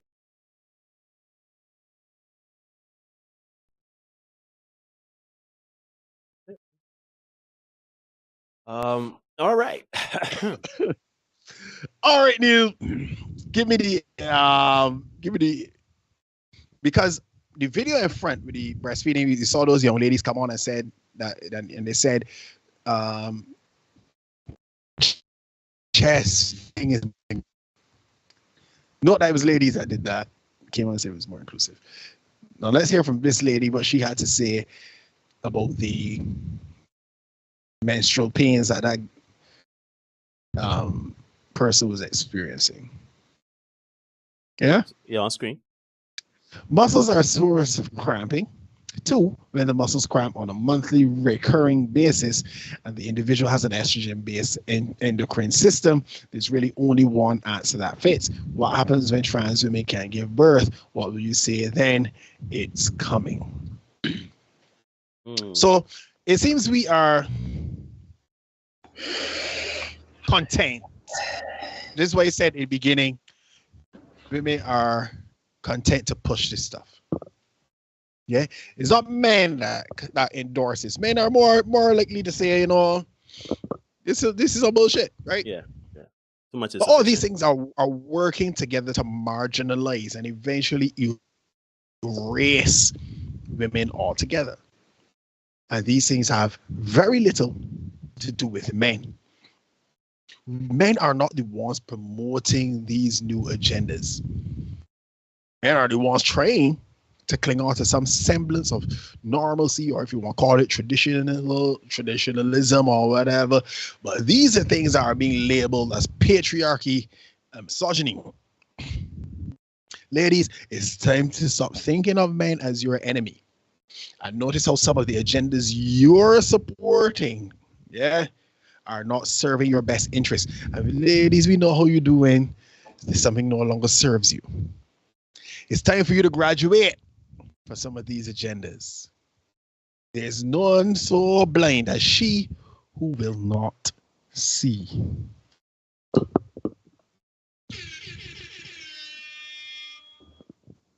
Ladies and gentlemen, you are indeed watching the Descendant Podcast. Please remember to like, comment, share, subscribe, hit notification bell so you don't miss anything. And let's get into it. Dr. Carey, a word? I'm feeling a bit sick. This is madness. Well, we just saw your input in the chat. So yeah, I was responding to Philip. I had a conversation last night in a session that I hosted about pronouns, right? People putting up the she, her, hers, or the he, his, him, or the they, their, theirs behind their names on Zoom meetings. And the person in the session asked me how I felt about it and if it's something that should happen as we progress in this kind of age. And my comment was that I think it's encouraged in the vein of inclusivity to acknowledge where people are in their particular spectral transition, right? There are people that are transitioning when it comes to the LGBTQIA++ community, And we have to recognize that and hold space for that. I have no problem with that part of it, right? Mm-hmm. Because it is a process. And given the mental transition as well as physical transitioning, I'm good with people acknowledging where people are in that process, if that is a process of transition that you're on, right? There are lots of other transitions that we go through in life. You know, girl to woman to mother is a transition process. Boy to man to father is a transition process. There are lots of transitions in life. Where I have a disconnect is when we are pushing to some extent the envelope, like chest feeding. I'm not there yet. I personally am not there yet, right? And I agree with you guys about the whole issue around feminism, because a lot of this is coming from a vein of feminism that is pushing for a level of inclusivity that has become distorted along these lines of gender norms, sexual orientation, and sexual identity. And I say that because, as you were saying earlier, a lot of this is being promoted by women. And if you push a little bit harder, those are probably women who identify as feminists, right? And so there is a discomfort that I have because my understanding of feminism was that we were pushing for, or it was supposed to promote sacred womanhood, right? Sacred femininity. That's what I thought it was a movement around women gaining levels of equality, yes, but also being able to maintain that particular identity of woman in the process. So now I'm all kinds of skewed and confused with all of this. Well, what would suggest Dr. Carey do like what Tango Foster told me he refuses to identify as a feminist because it's identified top foolishness. Yeah, I've never identified as a feminist because there's so many things about it that I don't understand and I don't align with. So those isms, I really just avoid isms altogether. And yes, Tamara, I agree. I have to pull out the Bible. I just think it's a lot of things are being pushed to a level that is, I say, unnecessary.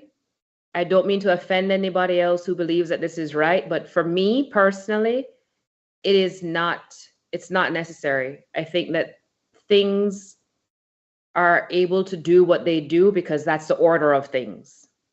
Mm-hmm. There are people that are born male, but deep down they feel female, right? And I honor that and I respect that because there is a spectrum that we exist on, just as we do for mental health and emotional stuff. We also exist on a spectrum when it comes to sexual identity. And so I get that. But sometimes I think we kind of push a few things a bit far, and we lose a lot in that pushing. And one more thing before I let Neil jump in, I want to also point out to Brian's comments way up, Brian, who won the Miss America piece. Brian Nugent? Yes, Brian Nugent, who won the Miss America piece. I want people to also pay attention to the fact that this was long in coming. The Miss America franchise is now turned over. It was bought out by a Thai woman who is actually a transgender woman. And that was what I was looking at when you saw my face go kind of weird earlier. Her name is Anne Jacafong. Jack something or another. Forgive me, I can't pronounce the other last name. But she's beautiful, right? And this was something that a lot of people were had discussed, that now that the franchise is no longer owned by men, right? Because Donald Trump for a long time was the owner of the Miss America Syndicate franchise, however they identify themselves. And it went through its transition and she bought it out because she's wealthy, like mad wealthy. And so people were already bracing for that to happen. So Brian's win when I saw you pull that, I was like, yeah, there's a lot to be said around this because people were already ready for that to happen. It was kind of expected. So yeah, this is where we are. This is where we are, and this is probably why I still hesitate to have children. I do. I really do. You don't want to be a chest feeding person? I don't want to be a chest feeding person. I want to be a biological woman who's having her own biological children and breastfeeding them. That's so entitled. That sounds like so much. Anyhow, so this I can come from this from a particular angle. So one thing I'm curious, as you were speaking, Dr. Carey, is I am interested to see the statistics of, and I know they're going to be skewed based on like society, based on the position on transgender, homosexuality, LGBTQ type issues. But it would be interesting to see the amount of people that now identify as women or want to come out as women or want to come out as gay or lesbian or any of the other spectrum within the last 10 years, 15 years, 50 years. You know what I mean? It has increased. Yeah. It has increased. And I'm wondering because, you know, you watch enough videos online, you're eventually going to come across somebody saying that certain things are based on like a delusion or a mental mental issue. And I don't, to me personally, I don't like going on that road because I think, you know, there are some people that genuinely have a very tough time of dealing with that whole identity side of things. So I don't really subscribe to it being a mental issue or anything like that. However, I wonder if there is a correlation based on things like social media, things like the dopamine hit, based on like just the way the world is now in terms of attention, based on the quick means of attaining attention. If that is somehow and victimhood being currency, and what that looks like alongside clout, I'm just wondering if there's a correlation with that. But that said, right? Because certainly there are a lot of genders now. Certainly there are a lot of things that every day they're amending the LGBTQ acronym, right? And the whole thought process behind identity. And I find it very interesting that all of a sudden now we got people that want to identify as wolves. We got people that want to identify as having their own pronouns. Pronouns are an issue. Like a lot of things coming up now where I understand where there would have been people before that would have wanted to identify as a woman or a man, or even feel akin to like livestock or something like that. But to have it now being something that society has to change to kind of enforce is strange to me. Right? I am not going to presume to understand what it's like to have issues with identity. Certainly, I have my own issues with identity as a black man in a heterosexual black man in, you know, Barbados and various spaces I occupy, right? And the identity of a man is more along the lines of the real man context, right? Like if you're a big, burly, big beard looking to, you know, fix a car or whatever, you're a man, that kind of stuff. Anyhow, I digress. I think it is rather interesting, right? Because Derek, in his monologue, was making mention to the dissolution of womanhood and kind of blurring the lines of that. But we've seen that with men as well, right? We're seeing that based on how toxic masculinity is no longer a term given to men that have bad intentions with their masculinity, right? That use their masculinity and their power. Like, for example, toxic masculinity is somebody like Weinstein, Bill Cosby. Those people, they use their power and influence and their position as a man in certain spaces to do nefarious things to women, right? That is toxic masculinity. That's an example of toxic masculinity, and that's reprehensible. But there are certain terms and certain things that you see now where you're seeing the lines of what is a man being blurred. It's almost like they're setting people. Some people are setting a standard of a real man that is it's sort of like unattainable. You know what I mean? For men, and then now for women, it is you're kind of seeing something similar to that. And I'm wondering, to what end? Why are you trying to erase what we knew 20 years ago as gender? Why are you trying to blur the line now to have there not being a man and a woman, that you want it to be so inclusive, especially in minority groups. And that is curiosity. That is not me disingenuous or being facetious. That is genuine conversation. What is the underlying tone of having these genders erased? You know what I mean? Anyhow. So a quick response for me that was percolating as you were saying that. I think what's happening is that as a collective, people are feeling more and more marginalized for things that have always kind of been deemed taboo, right? I think these feelings that people have, thought processes that people have always been around, right? Transgender identity, two-spirited, pansexualism, all of these kind of things. There's another term I learned last 2 weeks ago. So all of these things have always been around. I believe what happened is during a period of religion being imposed and making kind of duality be a standard, right? Because what we're functioning in, honestly, like you guys hear me talk about all the time, the social conditionings that we're going through. Social conditioning structures that we have predominantly gone through have been based on this wrong or white, black or white, the case of duality, right? Right. And I think what's happening now is that there is a wave of processing and thinking and feeling that is bringing us back to multiplicity. Right. And really going out with duality. So it's not just man and woman anymore, black or white anymore, wrong or right anymore. It is now leaning more into multiplicity and expanding upon the spectrum of identity, as I was saying earlier. So I think that is what the push is. And absolutely it's uncomfortable because the majority of us have been conditioned 40 years, 50 years, 60 years, however long, to run with duality. And so now a lot of things are coming up, and they're coming up in ways that are just kind of like, are you serious? It's coming up in that kind of context, like, really, that's what we're doing now. Mm-hmm.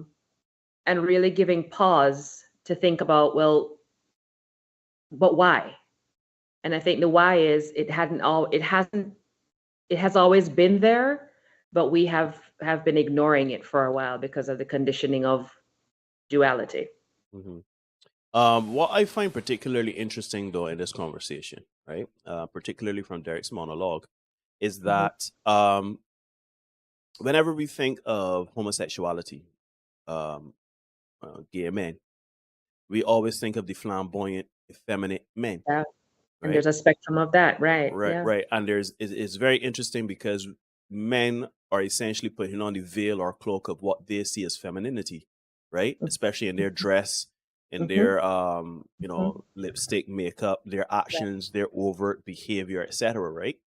And it is rather interesting because, and I don't want to say caricature because I don't want to be disparaging, but for lack of a better term, they play a caricature of what they see or what they believe a woman is or womanhood is. Pseudo-femininity. Pseudo-femininity, right?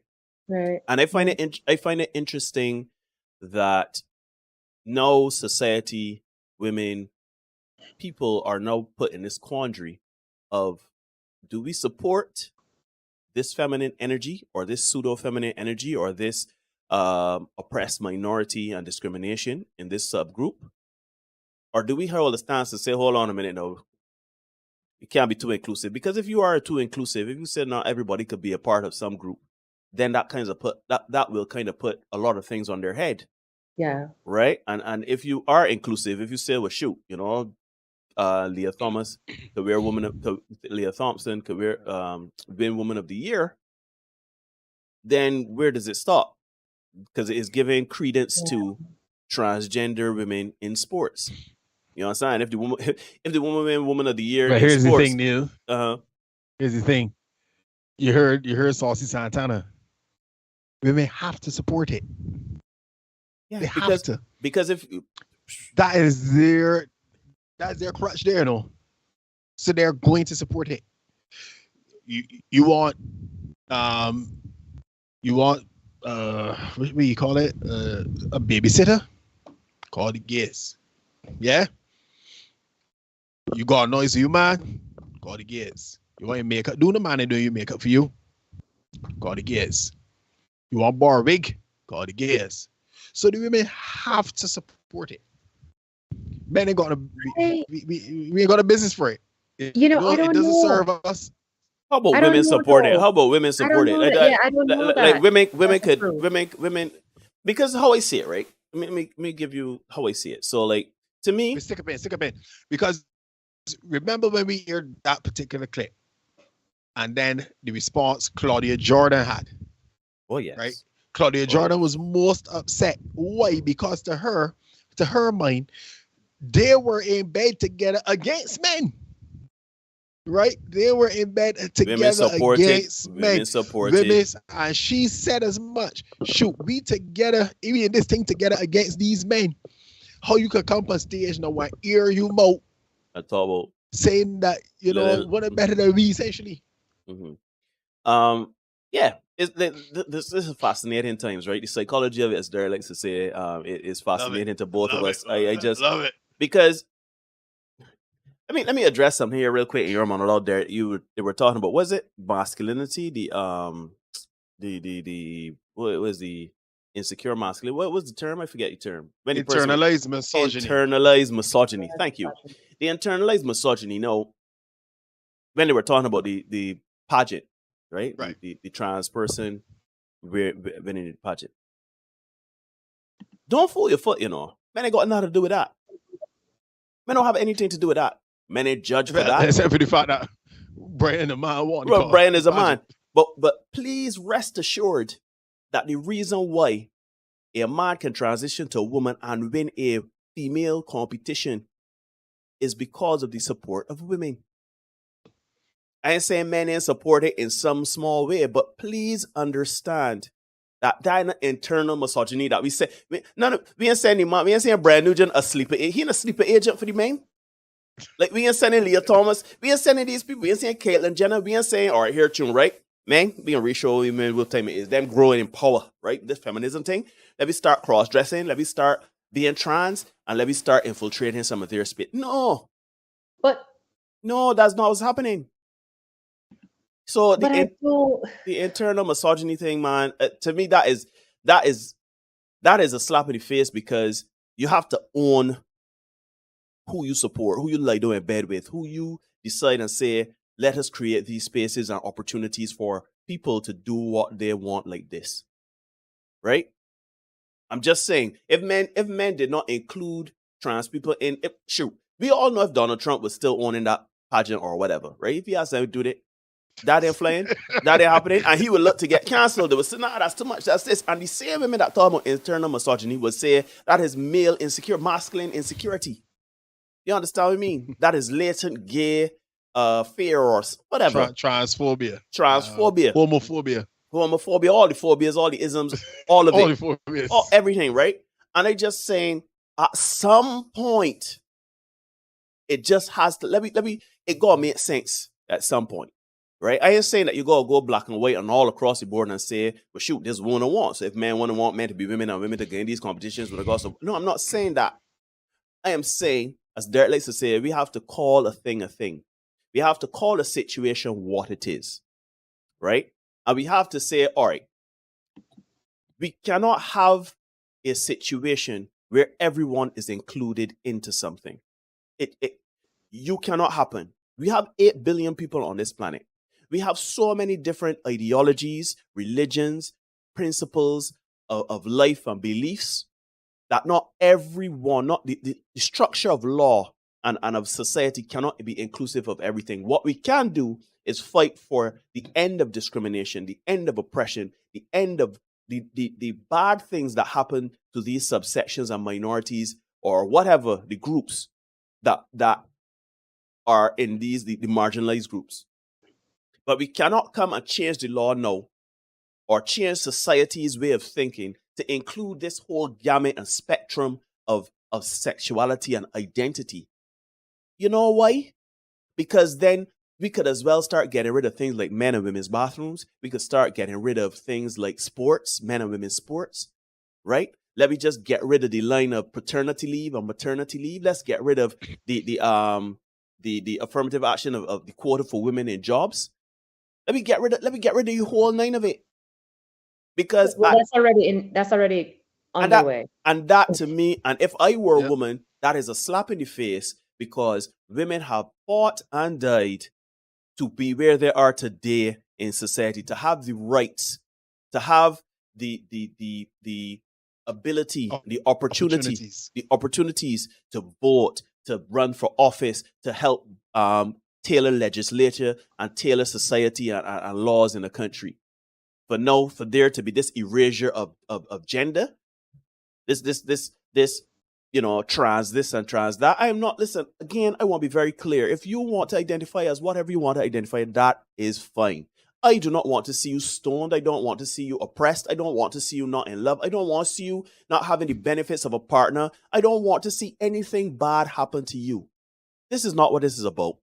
Live your life and have fun, and society should embrace you to do it. But we cannot have a society where everyone is included. Let me give you an example. Now, I'm a 6'5" man, right? I work with a man. He is about nearly 7 feet.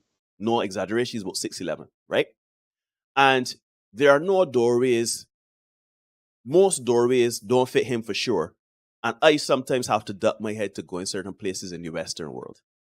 Now, should the tall people in the Western Hemisphere now seek to find an amendment and legislation to have doorways and have places to fit us? Because that's a lawsuit. If I go into a place, I hit my head, oh shoot, I saw in the place. How dare you got things so low? That's inclusivity laws. So yes, tall people can start petitioning for those things. It's called equal rights and equity in access. And I agree. But hold on. So yes. I agree. So that's what I'm saying. So what I'm saying is, if we can start doing that, so now every doorway in the Western Hemisphere got to be at least 7 feet, right? Yep. Got to adjust to the 1% of the 1% of men that are tall, right? Yeah. You understand? Let us adjust every door, every cubicle, seats. You know what it's like being a Thomas sitting on these toilets, using these urinals. Not Derek, you laughing, but I'm serious.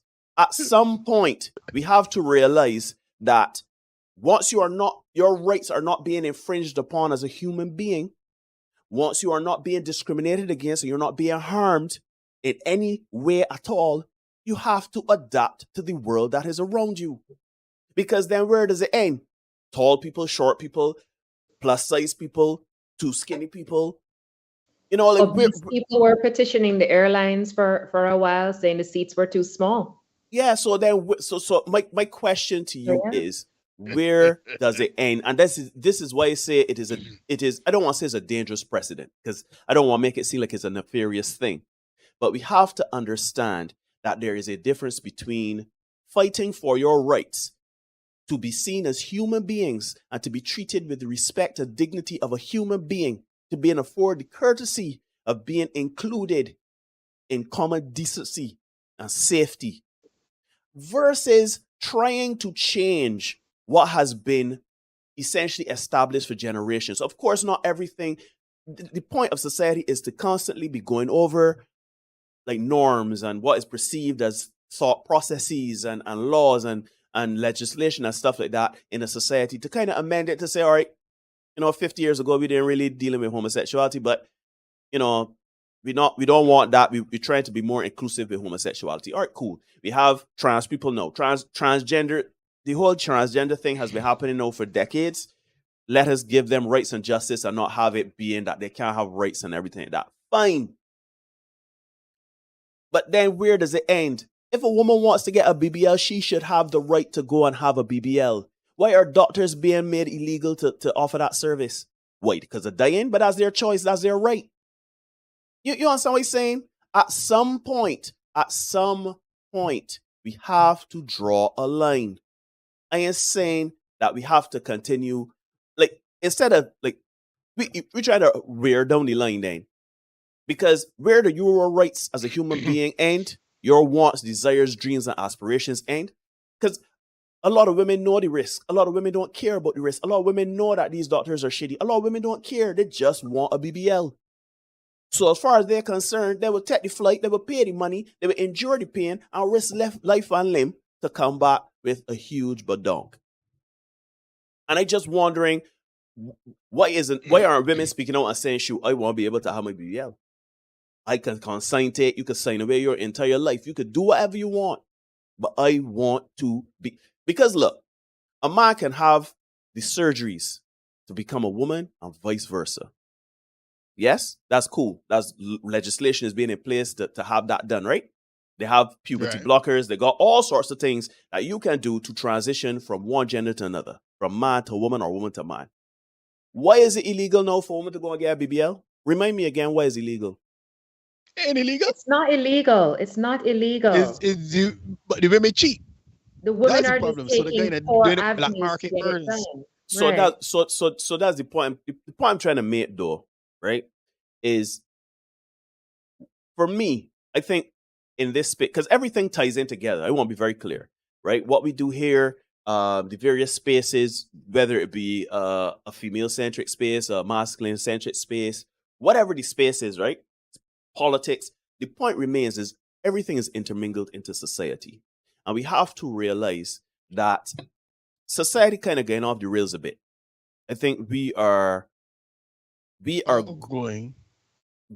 to a space where there are no rules. There are laws, but there are no rules. Especially when that is where That's where we are. people want to take society. That's where people want to go. So while the push for first wave feminism was for equal rights, we have that. We've achieved that.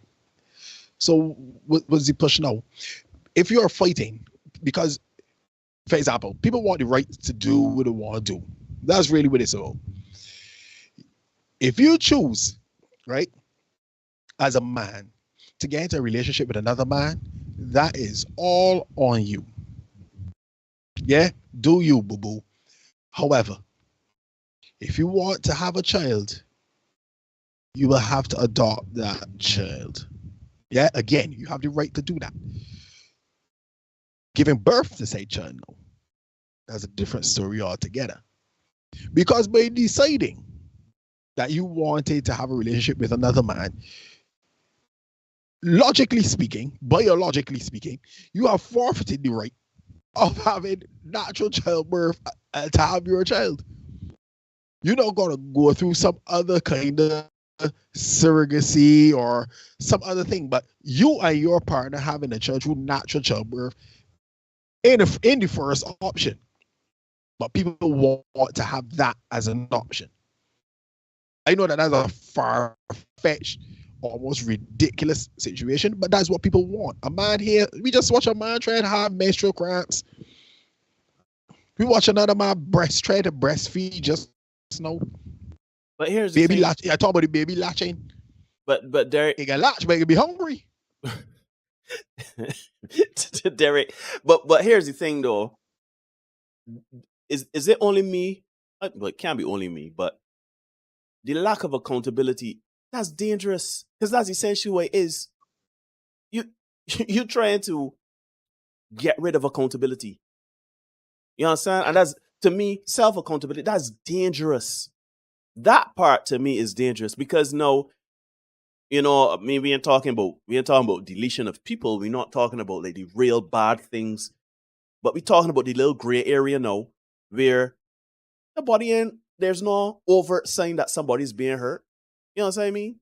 Sure, 2 women dead. Ain't wrong with it. Yeah, 2 women dead from the BBLs, but how many women? You know, what about to me? Where's the community of women that want to stop and empower women to stop getting BBLs? The women that got the BBLs and ain't work out in their favor, and where's that community to outlaw BBLs? You understand? That would never happen. It's just it is.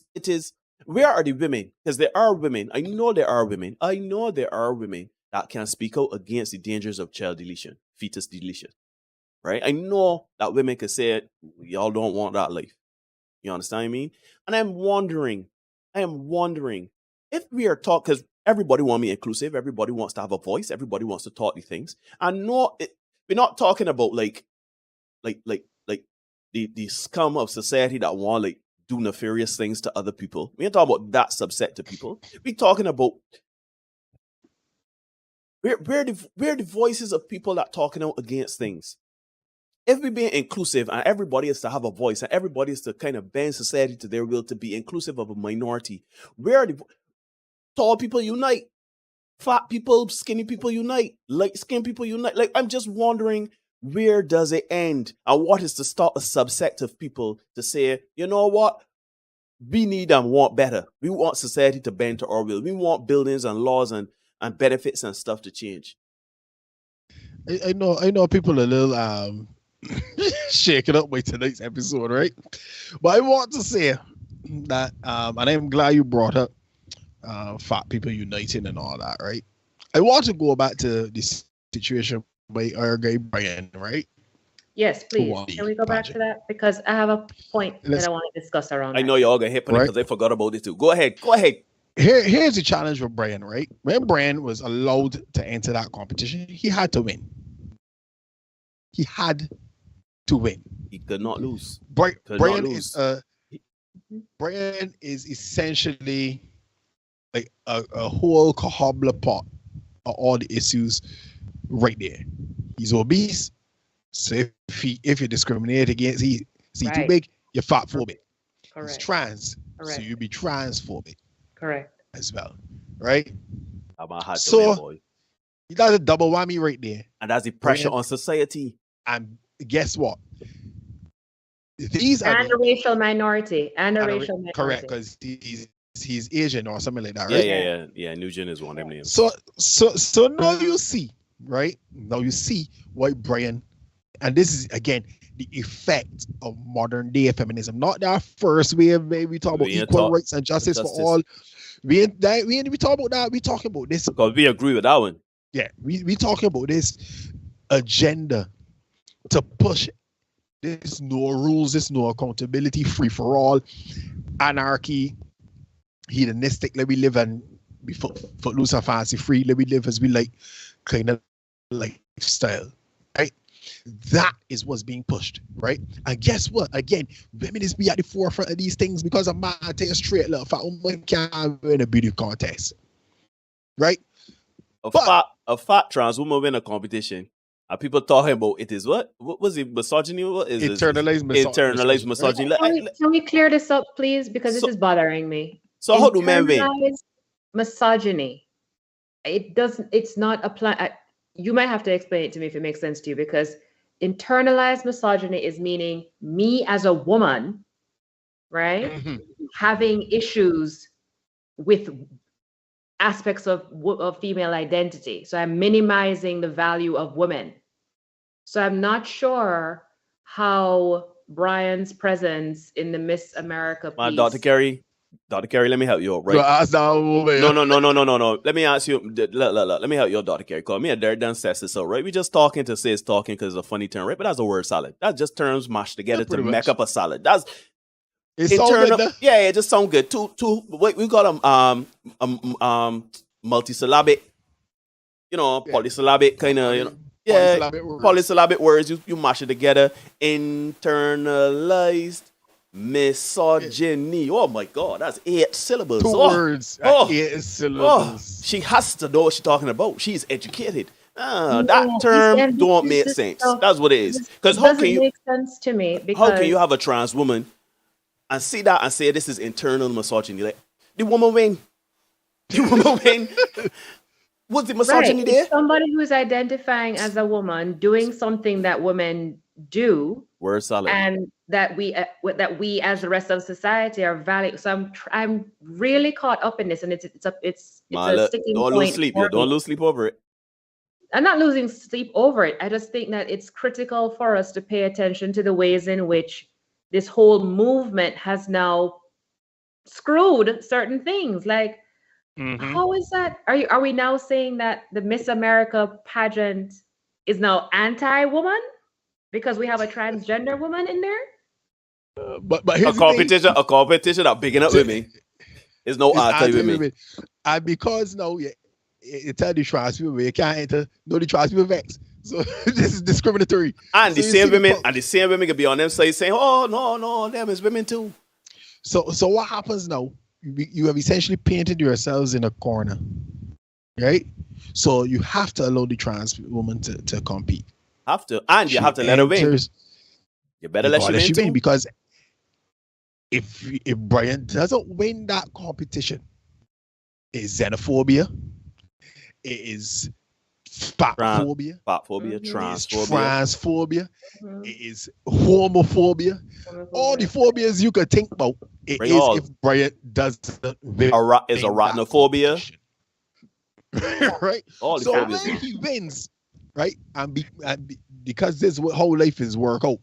When he wins, this is the bed you've made. All of those young ladies now have to stand and pose and smile. That smile. Like After the hard work. Happy with our result. Because what? Because we know that those young ladies in preparation for that show, a lot of them diet in a certain way. They're in the gym. Yes. Yes. So it's not even about being a woman, yo. Going through the routine. It's not just being a woman, yo. You should walk in the shoes and all that. Up comes Brian. Comes Brian. Clearly, Brian is putting the preparation in this show to make sure he was in the peak physical condition. Brian turned out. That is insane. That is insane. I'll be happy with that. But here's the thing, right? People want to talk about it. What's the opposite of fat phobia? Because that's an interesting term for me. Because and this way talking about, because all of them women was slim trim, looking good, and all them lost.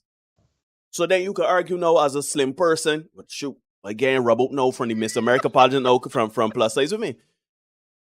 Yes, this time Brian just wants scholarship. And tomorrow he's a man. You understand? And you know, even if that's the case, because Derek made mention to a situation where a man wanted to get benefits in a Norwegian country, right?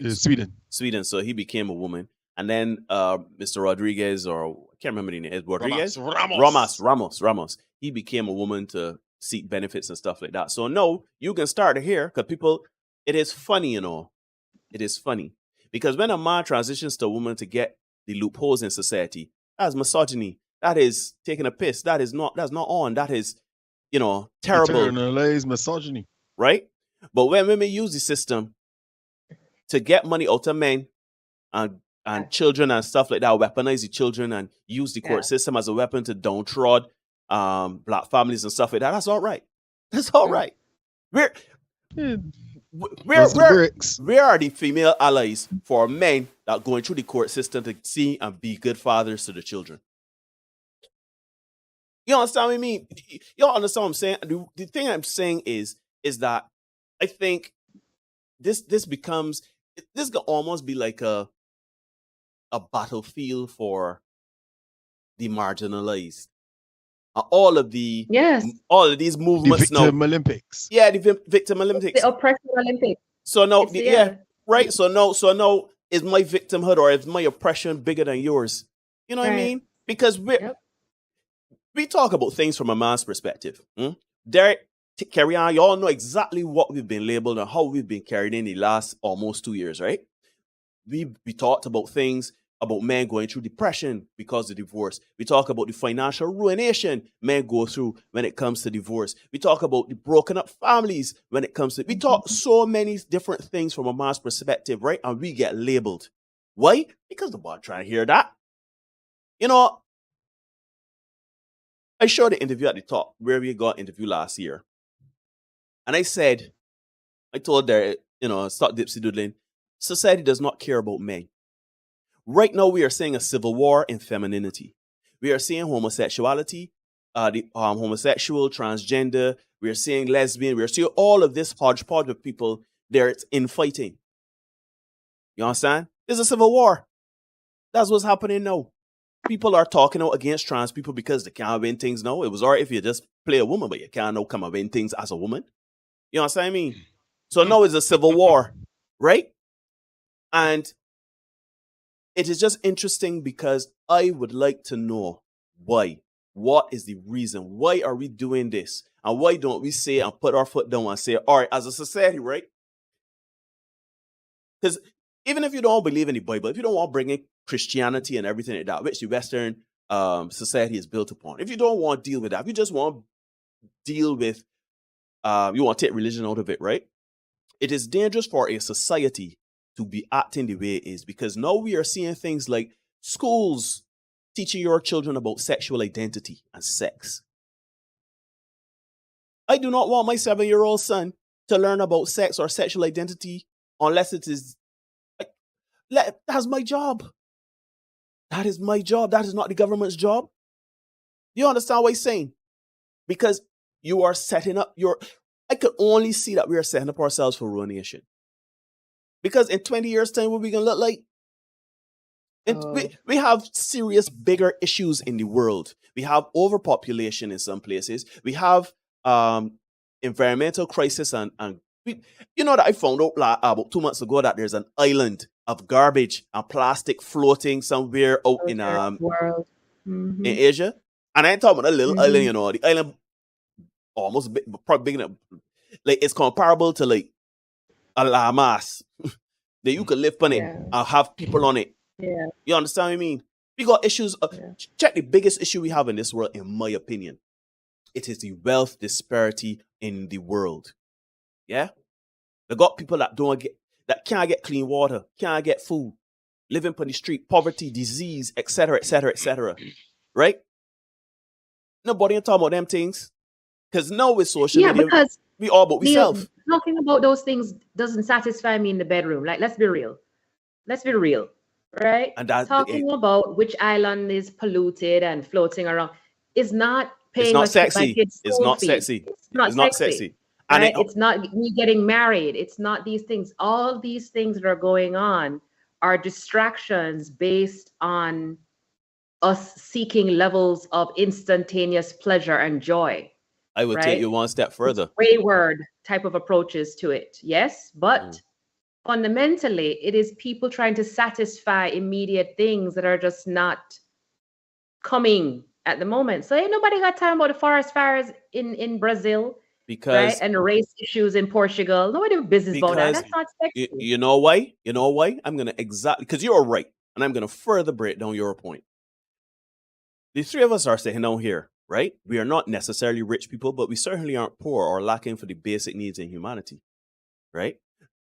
I guarantee you that every person, or the majority of people that are wrapped up in all of these things, and we are guilty of it because we in the red pill space and we got time to talk about these things. So we are guilty of it too, but we are privileged, right? And if it infringes on it's like you got to find the victimhood Olympics. You got to find that victimhood. So I am transitioning. Right? I'm not a poor man. I'm not lacking for the basic resources of humans. I have shelter, water, food. I have all of the amenities of the Western world at my fingertips. So you can't relate to somebody that's poor and doesn't have. And that's something that takes away from you, because that's the real issue, you know. That takes away from you and your ego. So it's all wrapped up around ego. What you're really saying is that life is too soft. We ain't got no war pestilence to worry about. So we got to make up things. Yes. Yes, that is definitely one perspective. Bothered. I remember last year I said when the war in Ukraine was starting up, I said that is the exact sort of thing that can sort out the world, you know. See, war is a bad thing. War is because when you transmit get the border in Ukraine, people say you just go back so border uniform or come so. Wait. Nobody has who we identify as gender. This weapon comes so. All of a sudden, gender is a construct now, boy. All of a sudden, gender now is gender is binary. What parts you got? All right, then, where you can live. No, ain't even about what parts you got. Where you can live. What can you lift and push and help us defeat the enemy? So you know what? When the barbarian at the gates, right? Shoot. Once you're the strongest and able-bodied, which is usually men, come to the front lines. Come so. Take off that dress and come. Take off that wig and come. all of that man you ain't trying to enlist. You ain't trying to get up in the front lines to go and fight nobody as use a woman transition to a man. You ain't trying to get up in the front lines. You believe you're a wolf? Come and fight this war here. Right? You understand? So to me, Derek, you're absolutely right. Right? God. I am not saying I want it to happen. I do not want it to happen. I want us as a human race to figure this out without something disastrous happening to us in a bigger spectrum, right?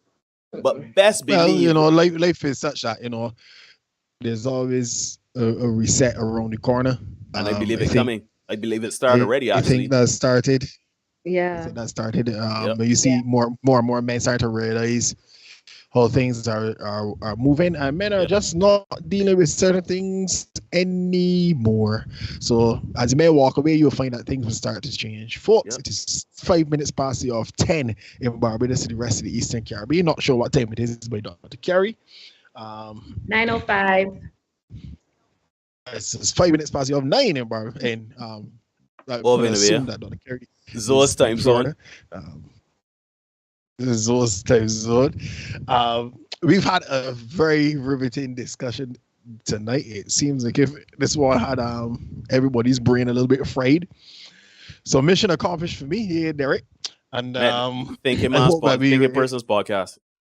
I hope that it really got you guys thinking tonight and really seeing some of the things that are happening for what they really are, seeing the agendas that are really out there and what's really going on. And no, this one wasn't just relationships man woman thing. It really wasn't that, but it was a lot of other stuff going on that we felt y'all guys needed to hear about. But hey, how it goes. We don't make it the rules. Neither does Dr. Carey. We just make sure you know where they are. Yeah. Sure. Yeah. Base always said to you you can ignore reality all you want, but you cannot ignore the consequences of ignoring reality. Yeah. See things for what they are. See what's right there in front of you. See the forest for the trees. Be the best version of you for you. We can see you guys again very, very soon. We'll upload some content for you guys on Thursday. We won't be here live. But we will have something for you guys to watch on Thursday. And we'll be back next Tuesday with another live stream. Dr. Carey is asking for the 4 T's, the 4 piece. I think I'll prepare that and we discuss that next Tuesday. And that'll be episode 187. Yeah. Well, yeah. Officially, live stream 187. Yeah, so we'll do that next Tuesday. So look out for that. Tune in again. I hope you guys had a good time. And you got something to enlighten you and open your brain a little bit, But be careful out there. Here had an outbreak at the geriatric hospital yesterday. So please remember. Yeah, we can see you guys next week. Peace and good. Love. If not, be good. Be safe.